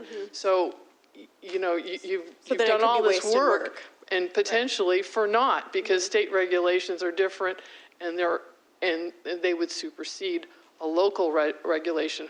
Whereas once the state has their regulations, then looking at those, if the township can say, this is fair, this is reasonable, this works, and we want them, and say we want to have sellers, or the township can say, well, we want to regulate, like we know the distance set requirement. We want it to be not 100 yards from a school. We want it to be 1,500 yards from a school. And the way I read this, we could do that in terms of having a more stringent regulations than state law, although I will confess that may even be a legal issue to be decided by the courts. Okay. Just one follow-up. If you had to guess, and I know this, no one knows what the state of Michigan government's going to do, but what would you anticipate after going through the whole medical marijuana piece? What would you anticipate for a timeline for regulations for Lara to come out and say, these are our... That's a really good question because in the act, this new act, it says if no regulations are adopted over a 1-year period from the effective date, which was December the 6th. So if for any reason no regulations are adopted by December 6, 2019, then the person interested in a license can go directly to a township and say, I want a license. And, I think with that language in there, they knew what they were doing in terms of requiring that bureau to get those regulations out, because nobody wants that to happen, where all of a sudden it falls on municipalities to decide on licensing. Yeah, but so like that would lead me back to, and I totally understand the logistics of like all that work that we could just do and then waste if the state didn't do it, but then like say we get to December 6th, day before my birthday, just reminder. But what happens if we get to December 6th and we still as a board didn't like create an ordinance other than this one that just says you're not allowed in? If we're at December 6th, would then that like void our, you know what I'm saying? Like, would then that person still be able to come to our municipality and request a license? If we didn't adopt this ordinance? Well, whether or not, if we did or didn't. Let's say if we did. If we adopt the ordinance, allowed to do that? if we adopt the ordinance, the state of Michigan is going to check when somebody applies for a license in the township and say, there's an ordinance Already. in effect, so we cannot grant you a license. That would end it. If we don't adopt, according to what their representative said, we're going to look to see if there's an ordinance. If there's no ordinance, we just grant the license. And they're here, and they can operate, as long as they're operating within the confines of the state law and regulations, there won't be an ability of the township to exercise any local control over that business. Mr. Winter? I was just going to add, actually, what Angie just said was that when we talked about this, we saw this as more of like an insurance policy for the township, and that insurance policy is basically this. Lara has until December 6th, 2019 to do what they're supposed to be doing. The recreational ballot initiative has passed. Nobody's trying to undo the will of the voters. What you're trying to achieve is what are the ground rules that you're going to play by going forward. On December 6th of 2019, if there aren't any rules in place, then you're wide open. So if you have an ordinance that's passed this evening or a second reading saying you're opting out for the time being, you're opting out, then you can do what Trustee Rowe is suggesting. You can sit down with your planners, your other people that may weigh in on this issue, and intelligently and timely determine what portions of that initiative do you want, if any, to come into the township, where you want them to go, how many you want to have, et cetera, et cetera. So sitting here now, this is February, it seems like we just had the holidays, which, we did. But we'll have December 6th here before you know it. And so the risk is more on the side of not doing anything than to go ahead and passing it now, set up a committee to work with your planning consultants. I know there's a lot of networking going on amongst all the attorneys that are advising municipalities throughout southeastern Michigan. You saw the map where all the different municipalities have already opted out. I don't think the ones that have opted out are not going to participate in some form or fashion in terms of the recreational marijuana. They're just trying to figure out which portions they're going to have, see what Lara comes up with by December 6th. In the meantime, protects the township by having something, by saying right now, we're not going to do anything until after we have a chance to see what the state's going to come up with. So you're not handicapping yourself in the future because it would be something, it'd be different if you say I opt out and I can never come back in again. That's not what the law is. But it does give you a chance to have some degree of balance in terms of your zoning and your planning. I've watched how long it takes, Stan knows this, how long it takes sometimes for a zoning amendment to go through the Township Planning Commission. It's something that's not really controversial. It may be months before you have hearings and reviews, et cetera, much less on something like this. So that's the reason why I guess Angie was taking the initiative to bring it forward, because doing nothing is probably not the a good option. But if you do nothing, you can come. If you do something, you still have the authority to come back and amend that as you see fit. Madam Chair, I'm sorry. Trustee Ross Williams? Thank you, Attorney Winters, and also Attorney King, for what it is that you said. That's very helpful. I also wanted to make sure I put inside a record the January 31st MLive article, is particularly this paragraph. My sense is about half are opting out of abundance of cautions. Others are representing their community's opinions. And this is basically by Josh Harvey, the spokesman for the Michigan Cannabis Industry Association, and that's their right. My only comment on that is that townships generally say that we want to have local control in order to make sure that we're doing and things in the best will of our township residents. Well, if we're trying to say we want local control, then we need to make sure that when it comes to the recreational marijuana industry, that we're doing and putting any type of means of this business inside our, whether it goes inside our community in the future, for the best look and view of our residents. That's what local control is about. And so I just want to make sure that that's put inside a record, because that's the importance to me, that we're doing it the right way. So we have a motion and support. Madam Chair, I was just wondering if I could offer a friendly amendment to the ordinance with just the intent or language in there that says we will revisit this ordinance with an option to revise, of course, at the first regularly scheduled board meeting in January of 2020. That'll give us like a solid time as a board to say, all right, we've agreed we're going to come back, look at this issue, but it's also long enough for the state to get their ducks in a row if they do that. So you want to amend to include a deadline of January 1st? Yeah, and I know it's an 2020. ordinance, so I don't know that I don't know what that language is, but to revisit this ordinance, to review it with the option to revise it at the first regularly scheduled meeting. You're not doing it. January of 2020. Sorry. January 20, 2020. 2020. We don't know the date, like, the I don't dates have haven't a been problem approved with yet.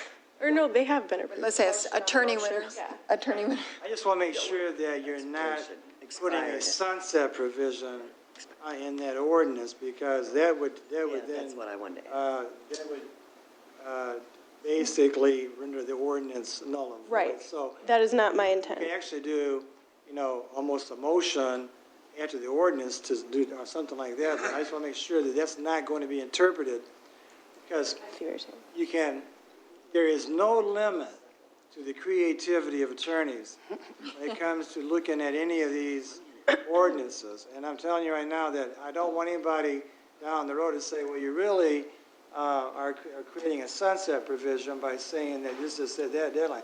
I think you should be wise to go ahead and consider a motion and a policy or a resolution to adopt a committee to start working on that right now on this whole thing. But I just would be a little bit kind of cautious about putting that kind of language in that ordinance itself. I have somebody try and say there's a sunset provision and no ordinance is null and void. Are you okay with that, Trustee Giroux? I mean, I thank you, and I appreciate that. We know you're creative, especially with your quotes, Doug.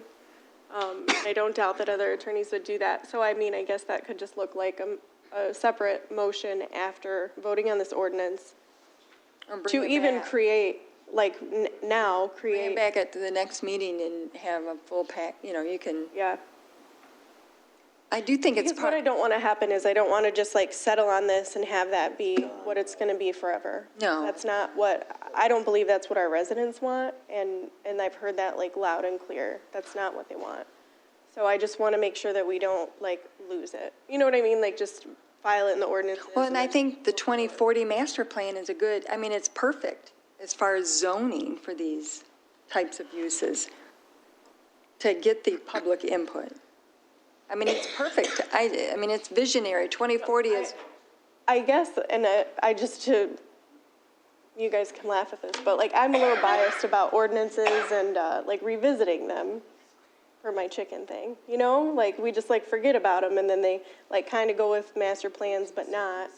And I just want to make sure that we're giving our residents a fair voice in this and that we're committing to coming back to it. Does that make sense? yeah. I mean, I think that's what it was all about, yeah. That's my intent and understanding of why we're doing it. So we have a motion support. We have to do a roll call vote. This is the first reading. Is there any comments?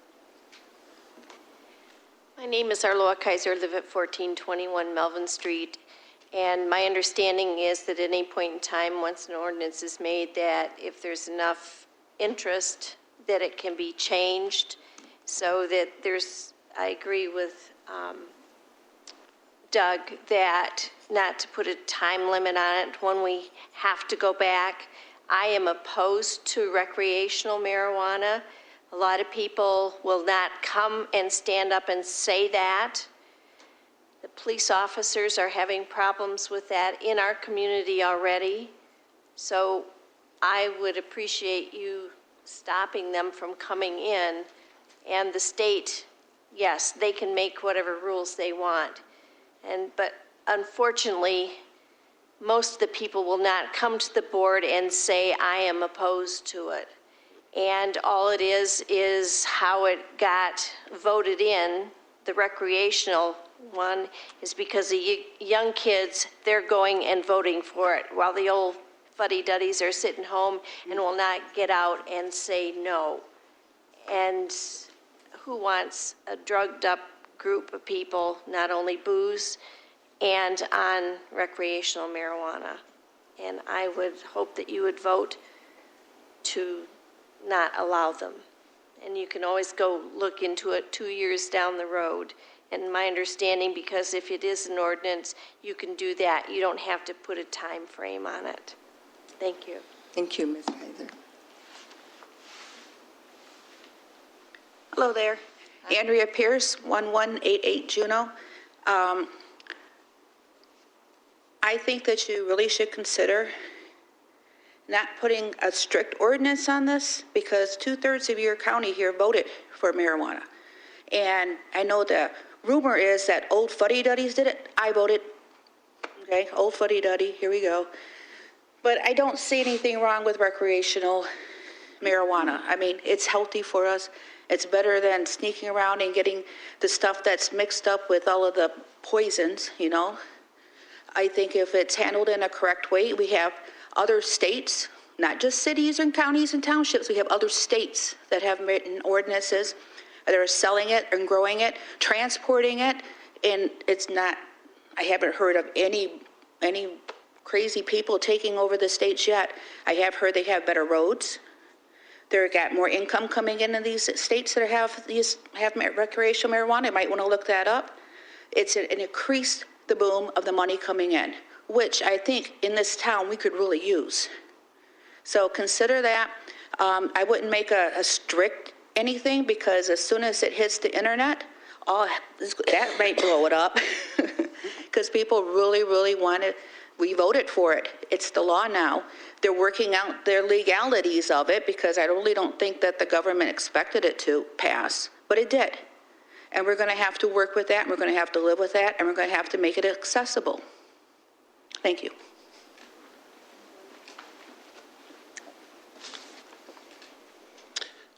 Timothy Bussell, 2736 Holmes Road. I came here for this issue. Been kind of an eye-opening experience of how this government works, this board works. Kind of interesting. But on this issue, this township voted overwhelmingly for that. People of all ages have been doing it for the whole time that marijuana has been in prohibition, just like alcohol of the 20s. Once we repealed, as a nation, alcohol prohibition, then we were able to regulate it and bring it in to the public and make it safe. We need to do that. By just stopping and putting our blinders on, we'll drive it back into the black market. We don't want that. We can't just stop it, put our heads in the sand. Part of my eye-opening experience for coming here, I'm frustrated. As somebody that votes, that we're spending all this time, it looks like you're in mud of not knowing what to do for a business that wants to come in. I'm kind of just surprised of this incompetence. I don't know. it is very frustrating to watch. First experience of a meeting like this, so yeah, I don't know what to expect. I understand, you got to have rules, procedures, but the lack of it and it's just frustrating. And just passing this blanket organ without a plan to move forward, I think will cripple the township moving forward when you have other local, Ann Arbor, Ypsi City moving on the forefront of this. We're going to see this become more like the wine tasters and the mead guys coming in, the breweries throughout the whole state. It's tourism with breweries. We could see that develop the same way. It's not just a simple one thing. It's a very cultured, different strains, different things. So it can get very high-end kind of thing. And it's something that would be a good economic driver in the township if it's done properly. But again, I'm frustrated. Can we do it properly? I'd like to see better from my elected officials on all levels of regulations, needed regulations that just aren't, I don't know. But that's my take. Thank you. My name is Tanya Liedl, 2736 Holmes Road. I think you guys need to think a little bit more before you just go passing things. There was a Facebook post inviting us here tonight to discuss this. I think you need to take time and read through some of these comments of people who can't be here. It was voted more than 2-1, Washtenaw County, 116,000 people versus 55,000 people wanted it. I have young kids growing up too, and I want the best for them. No, I don't want them getting their hands on it or this or that, but we have stipulations on alcohol, we have stipulations on tobacco, we're going to have stipulations on marijuana. Why would you want to take everything that your residents want away from them? Maybe if we do it the right way, make proper ordinances, I think it would better protect our kids because there would be guidelines, rules, and things for people to follow legally than to shoot it down. And you know it's still going to happen. It's going to happen in the back alleys. It's going to happen in homes where nobody's watching that. At least if you make the ordinances, you make guidelines, and you have people follow them, I think it's going to be more safer for our kids than just saying, okay, we're just going to block this all out. People are still going to do it. So I think you need to think twice about just throwing a proposal out there, ordinance out there, voting on it, and being done with it. Sitting down, reading some, there's over 500, I think it said 500 comments on this post. I'm not sure, I'm sorry. Well, I've been sitting here reading it the whole time because it's been blowing up. But just for a point of information, Attorney Winters, we're not repealing the law that was passed. People can still do recreational marijuana. That is a state law. This is about zoning and where the large growers should go, where distribution should go. It's not eliminating what was approved by the state. And I understand that, but... By the people. So it's not doing that. Is that correct, Mr. Winter? I think it's a horrible misunderstanding. I said earlier, this ordinance is not going to undermine or undo the vote of the people. What you have to understand right now is that when it was passed, the authority to come up with rules and regulations has been given to the state of Michigan, and specifically LARA. This is a licensing arm of the state. And they have until December 6th of 19 to tell us what the rules are going to be. We don't know what the rules are going to be. In the meantime, we have to also try and figure out, once we know what the rules are going to be and what are the ones that were approved by the voters, which of those activities the township board may want to take advantage of, where they should be legally located. Where they should they be located next door to you in a residential area, or should they be located on a B3 industrial zoning classification? It's not about saying no, it's about saying where, how many, etc. So to try and take that ordinance, if over 230 communities have already opted out. They're not opting out because they're trying to subvert the will of their constituents. They're trying to figure out how are they going to make this work to make it within the confines of zoning. There have been significant issues right now in states where they have recreational marijuana because they haven't been as intelligent about where to locate them. It's resulted in very significant smell issues into residential neighborhoods. So there are some issues that have to be worked out. And then, as I said to Trustee Rowe, I think the smart thing to do is to basically make sure that we're not damaging ourselves right now by not having opted out. Put a committee together now to work with the planners that probably are going to include getting feedback from residents as to where they would like to see what activities should be allowed and do it in a very intelligent way. What's going on the internet, what's going on Facebook is beyond our control. A lot of it has to do with total misinformation. So we're going to do it. I think the board wants to do it in a very, very, progressive, but also disciplined fashion. But you can't just do nothing and then it become a wild, wild west because you sit back on your hands and now that someone comes in and says, I have a legal right under the law, you shall give me this license. And that's the language in the statute is the word shall. It's not may, it's shall, which means we would have no choice but to do that. So we're trying to do it the smart way, or the board is being asked to do it the smart way. But it's not done to in any way, shape, or form to be what you're saying we're trying to do. It's not pushing it off into the back alleys. It's trying to put it to daylight as to what the rules are going to be so they know with their eyes wide open when you can tell residents, here's what the rules are and here's what the township zoning rules are. Those need to come together. That's all they're trying to do. And December 6th, if the state can put it together by then, maybe they will. Maybe they'll get it together by August the 1st. That's why I think Trustee Rowe's idea of having a committee looking at it now is a good idea because they might surprise us and they may come up with something before December 6th. So the sooner we can start working on it as a board, I think that's a smart thing to do. Madam Chair. Yes. Let's see, Denise Kirchhoff, 6298 Maplehurst Drive. I understand what they're saying, and I think you guys are sort of missing it. We didn't just have this election last week. This initiative has been out for 2 years before it was put on the ballot. A lot of states, a lot of cities, and a lot of municipalities actually looked at it before it was voted on.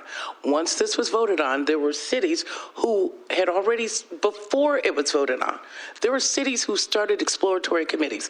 I've also been back here on Facebook and to say, and just a lot of different websites because somebody is living this. And just to say, well, they are misinformed, no, they're not, because the people who actually took the time to come out and vote did it for a reason. 2/3 of Washtenaw County voted for medical marijuana, and just as many voted for recreational marijuana. And what you have to, and to say, well, they're misinformed, they're not. They're really not. What they're saying is you did not find out about this yesterday. You did not find out about it last week. You knew almost 2 years in advance this was going to be on a ballot. Nothing was done about it. After it passed, you didn't set up an exploratory committee or anything. Nothing was done about it. Like she said, have you talked to the city of Ypsilanti? Because Ypsilanti is, the city itself is out on front and they're much smaller and they have less money.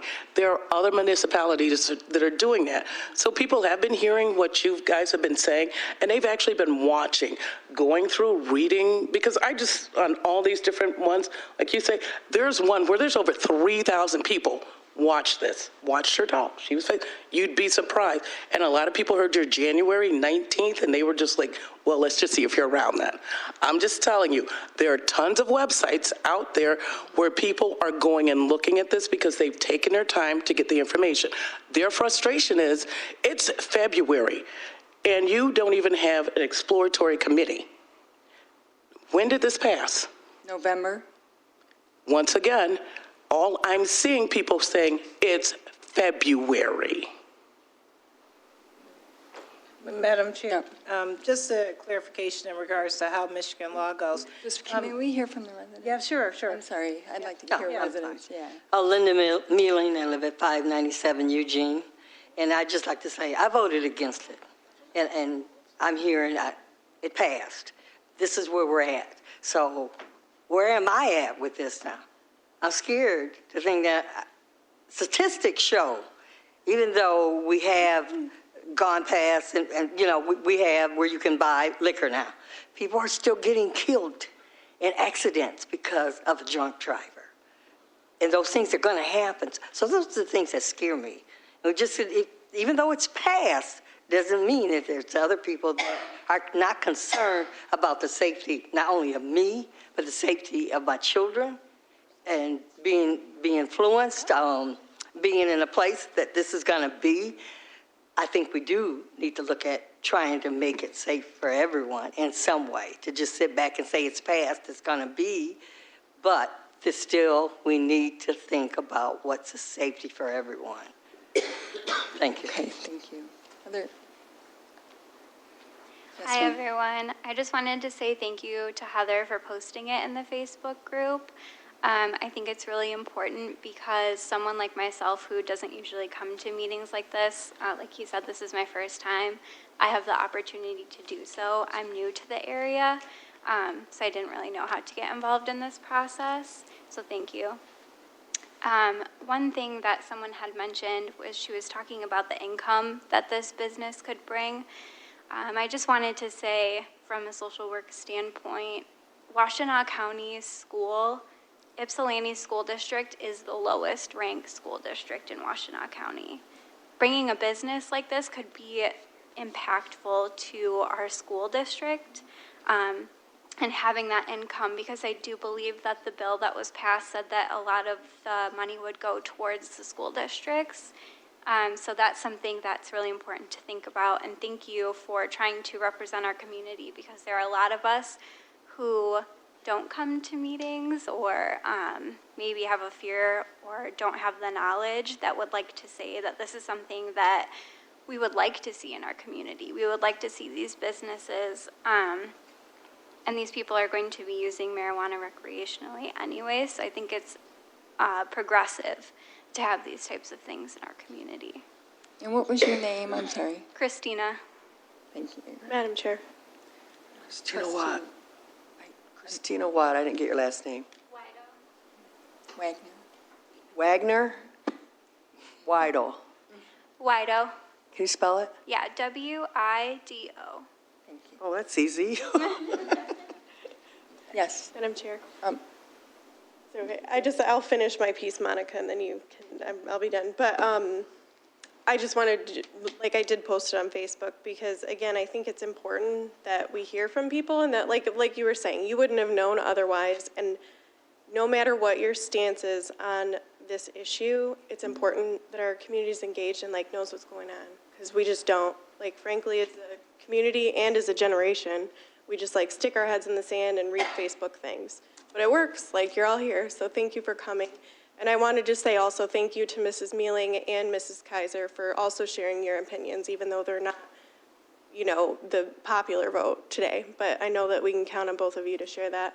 And then I would be happy to vote for this ordinance and then follow that up with an amendment to, or a separate motion to create a council that's going to start working on what do we want this to look like in our township. And I think it would be a great idea to have our liquor commission that we're so gratefully putting back to work to also sort of think about handling that issue too, because they're both similar topics. I mean, alcohol use and marijuana use, so thank you. Okay. I think it would be better to bring it back with the memo and who you want on the committee and how many people, because what is a committee without having, would it be the planning, because the planning commission actually was involved previously? We had a hearing, and it was very, we were very progressive on the medical marijuana. We adopted one of the first ordinances and zoning and where it was allowed, but we did it with lots of input from people. So I'm not sure, I would prefer it to have like a memo with what you're, and think about it. Let's think about who do you want. Madam Chair, maybe you could help me do that since I wasn't here when you did the medical marijuana. No, and you don't have to do it that way, but I'm just saying that was a way that we did it. But I definitely think a committee would be good, and maybe a planning commission members, because it's about planning and zoning. So, yeah, I think it's a good idea to have a committee. Trustee Russ Williams? First things first, I want to make sure I'm clarifying. Yes, definitely Michigan voters voted overwhelmingly to put this in the law. So and basically when Michigan voters do a referendum, 30 days after the referendum is when it's become law. Normally, if there's a initiated law out of the state legislature, you also have time, I think it's like 90 days before the law is actually implemented. That usually gives time if there is a huge change for whoever it is that is affected by the law in order to give, to get time to implement those changes. So I think that's critical to put on the records between the difference in a referendum and what is a legislature enacted law. Now, as for Trustee Rowe, I do believe that it's a great idea in order to try and form some type of committee. And, if you need my help with doing so, I have no problems with that. In the same aspect, I do have a fiduciary duty in this role to make sure that all citizens are equally represented, including citizens who are not here tonight, including citizens who have talked to me, two of which I will name, Bishop Dwight Walls and also the pastor of, Strong Tower. So I want to make sure that we are doing what we're doing, again, which I agree, a great idea, is being done in the best interest of all of our citizens, whether or not they're attending this meeting tonight or not in this township, because that's what I have to do in my role as a fiduciary. Okay. Madam Chair. Yes. Yeah, I just want to say that we definitely didn't do our due diligence to get out in front, kind of like the resident said, and definitely in favor of a committee. I'd like to be on the committee as well, just for future reference. And as far as just my opinion in general, recreational marijuana, I'm kind of like the same with the medical marijuana, where we zone it appropriately. We zoned it where it wasn't within 1,000 feet of a church or child care center and things like that. We wanted to be more industrial, and I'm going to feel the same way with recreational marijuana. I don't want to see these businesses in neighborhoods, but like our attorney said, that the law already says that you can have it in your house, so we can't stop that at all. I just don't want to see big businesses in neighborhoods. I want to see it zoned properly. So I just want to say that. Thank you. Thank you.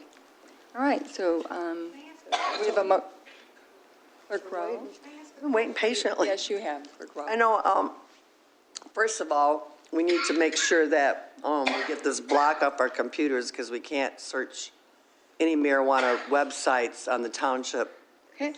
So can we, make that, I don't know, make that a form of record so we can do our own research. But anyways, one of the things I found was folks have, Bay City actually adopted, I would like our ordinance, and maybe between now and the next time, could we just change it, and appreciate what Doug says, but if we could just change the ordinance to say, not exactly, because I know we don't want to sunset, but just to say that Ypsilanti Township is committed to, researching and being involved in, the future. It seems like Bay City adopted an ordinance, or they adopted an ordinance like that, saying, putting a pause on now, but we're committed to going, because I think that that's really important based on how the voters in our community, and we don't want this to get misinterpreted. I'm not sure how everybody here feels about it. I heard a little bit what Jimmy just said, but I really don't know how my fellow board members even feel about, we haven't had that forum. We don't know what it means. No, we don't know. But I'm just saying in terms of, with the state law, because there are municipalities that have adopted ordinances to opt in. So I just think that maybe our ordinance, unless that's, well, I didn't just hear Jimmy, so I know he's not there, but that, wherever it is that we're at, that we should if we could put that in ordinance, that'll make us move forward and do what they're saying that we're committed to, and how that could be worked out and still not have the sunset clause, to do that, because it's, the law regulations aren't going to be there. No one can get a license. They're probably not going to be able to get a license till December, because the state's probably going to wait that long. So in the meantime, we could have, at least as a board, this board, for this, rest of our term, can decide, what it is that we want and where we want it to go. I know some of us feel differently about different parts of it, but anyways, that's what I would if we could approve this now in the first reading, is it possible for the second reading to include something that says we're committed to looking at it? We're going to do a committee at the next so- meeting, according to your We could request. put it, I would like to see it, what I'm just saying is I'm suggesting it be an ordinance, because it'll make it to us. It'll be the law then. Right. Because it looks like Bay City did something like that. I would support that.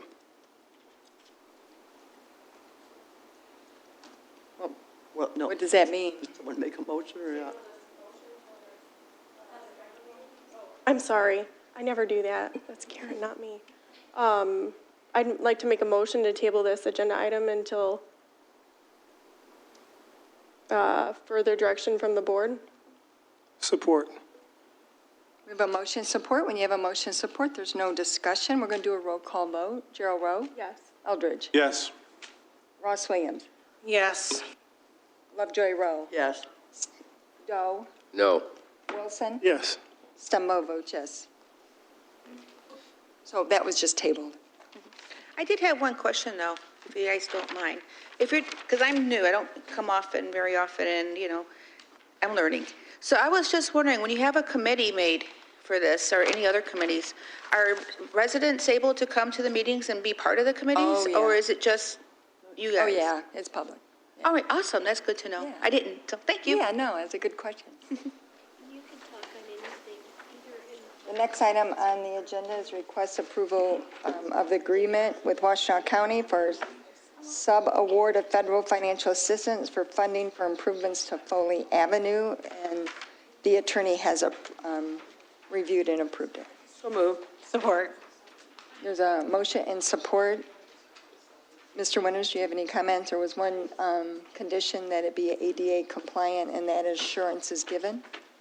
Yeah, I think it's important to point out right now that at the next board meeting, one of the attorneys that's been representing the township through the insurance on a lawsuit that's going to have 4 years for alleged violations of ADA for over the construction of pedestrian public projects in which the township neither designed nor built. This is a similar type situation where the township is going to receive $130,000 from the county, who in turn is receiving it from HUD to make improvements to Foley Avenue, which are very much needed, including some improvements to the ADA driveways.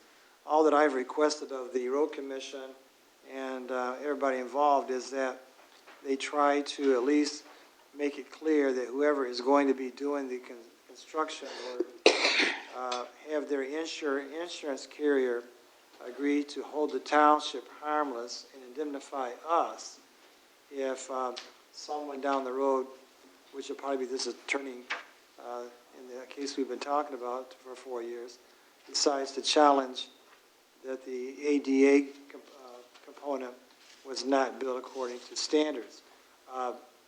It's not fair to us as a board when all we're doing is kind of handling dollars through a pass-through.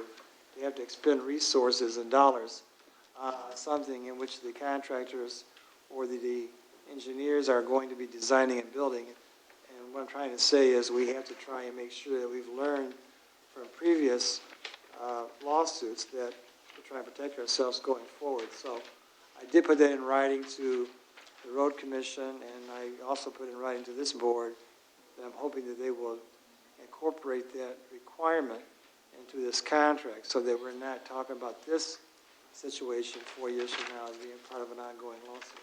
So that would be contingent upon the township being named as additional insured? Well, we will be named as an additional insured regardless, because the road commission is acting as our agent pursuant to a contract that the board approved last May.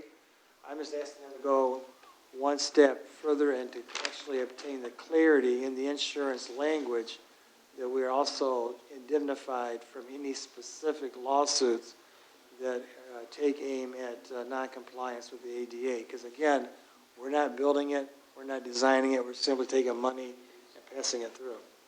So. All right, is that a friendly amendment? What was it? Accept, I guess I would have to accept it? Yes, correct, accept it. What was the amendment? I didn't get it. The amendment was that clarity be given and indemnifying the township from any of the ADA. They did that on our last recipient agreement, right, Doug? No, we actually did it ourselves. Oh, did we? Okay, put all in right. the contract we did with OHM, but this time around, there's no engineer involved. The road commission is selecting the contractor, and I just want them to put that language in there. And that in the future it'll always be in the agreement. And I think next board meeting, the attorney representing us in this ongoing lawsuit will explain to you in detail that what can happen when you don't have that kind of language in there, and why we're still in a lawsuit 4 years later over something that we had nothing to do with the design or construction. It was pass-through dollars. The roads are the road commission, they're not ours, yeah. And the contractors and the engineers do the work, and we support our engineers and contractors, but we can't be the one to carry all that liability when all we're doing is passing through dollars, and then to spend our dollars trying to defend us in situations that we did not create is not fair to the township. Okay. We have a motion and support with the amendment. All in favor? Aye. Opposed? Motion carries. Madam Supervisor? I just read on the Facebook post, Tanya, that you felt like you were slighted. Oh, absolutely. Yeah, so that you were left standing at the mic, and I don't know that no one intended that. I can speak for my board members. I know we would never do that, so I didn't know if Madam Supervisor wanted to let you go ahead. So I'm sorry you felt that way, because I know our board, no one on this board would ever do that. We're open and transparent, and obviously someone was commenting when you were up there and you felt, so I just wanted to. He took over, and then it was just pointed to the next person. I still stood there. I didn't walk away. But no, that's okay, because I'll voice my opinions. I know who to vote for, who not to vote for, and who to tell fellow citizens. And that was very wrong that he first rudely interrupted when I was talking. He could have waited till I was done speaking, and he did not. He cut right in the middle of my sentence and took off with his speech, and then it was dismissed. That was very rude. Yeah, Clerk's Road's right. We don't mean to be. You just saw it happen tonight. Rewind your video and watch it. We don't. Right in the middle. I'm not saying that didn't happen and you didn't feel that, but sometimes we just, and I'm the worst interrupter of all, so but I'm just saying, I know, even though I disagree with a lot of stuff, we have debates and arguments, I can speak for every single one of my board. No one would do that purposely not to allow you. So, and on behalf of myself and my board members, I'm sorry that you feel that way. Thank you, and it will come back before the board because it was tabled, so people will have the opportunity to talk again. So.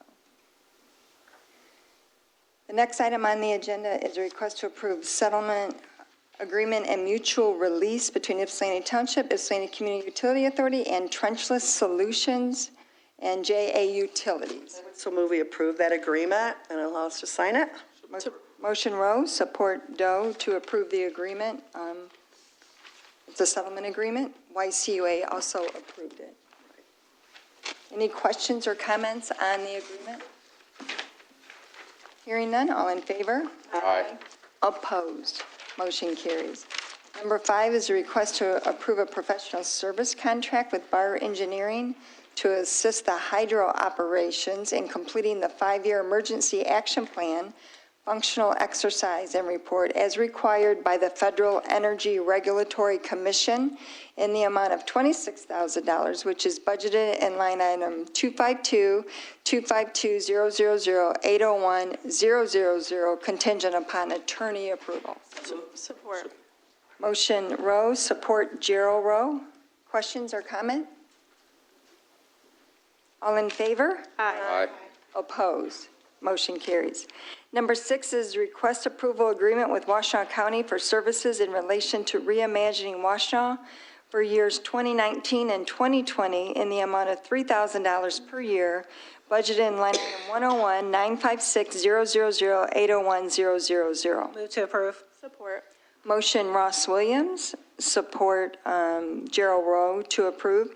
And this is for the sidewalk Reimagine Washtenaw. We've been working on it for maybe 7 or 8 years. And It's a reduction. it was $5,000 Yeah. and now it's $3,000. So, and they have specific items that they're going to accomplish by that. So hopefully we'll get all the improvements down Washtenaw Avenue and have the sidewalks and finally available. All those in favor? Aye. Opposed? Motion carries.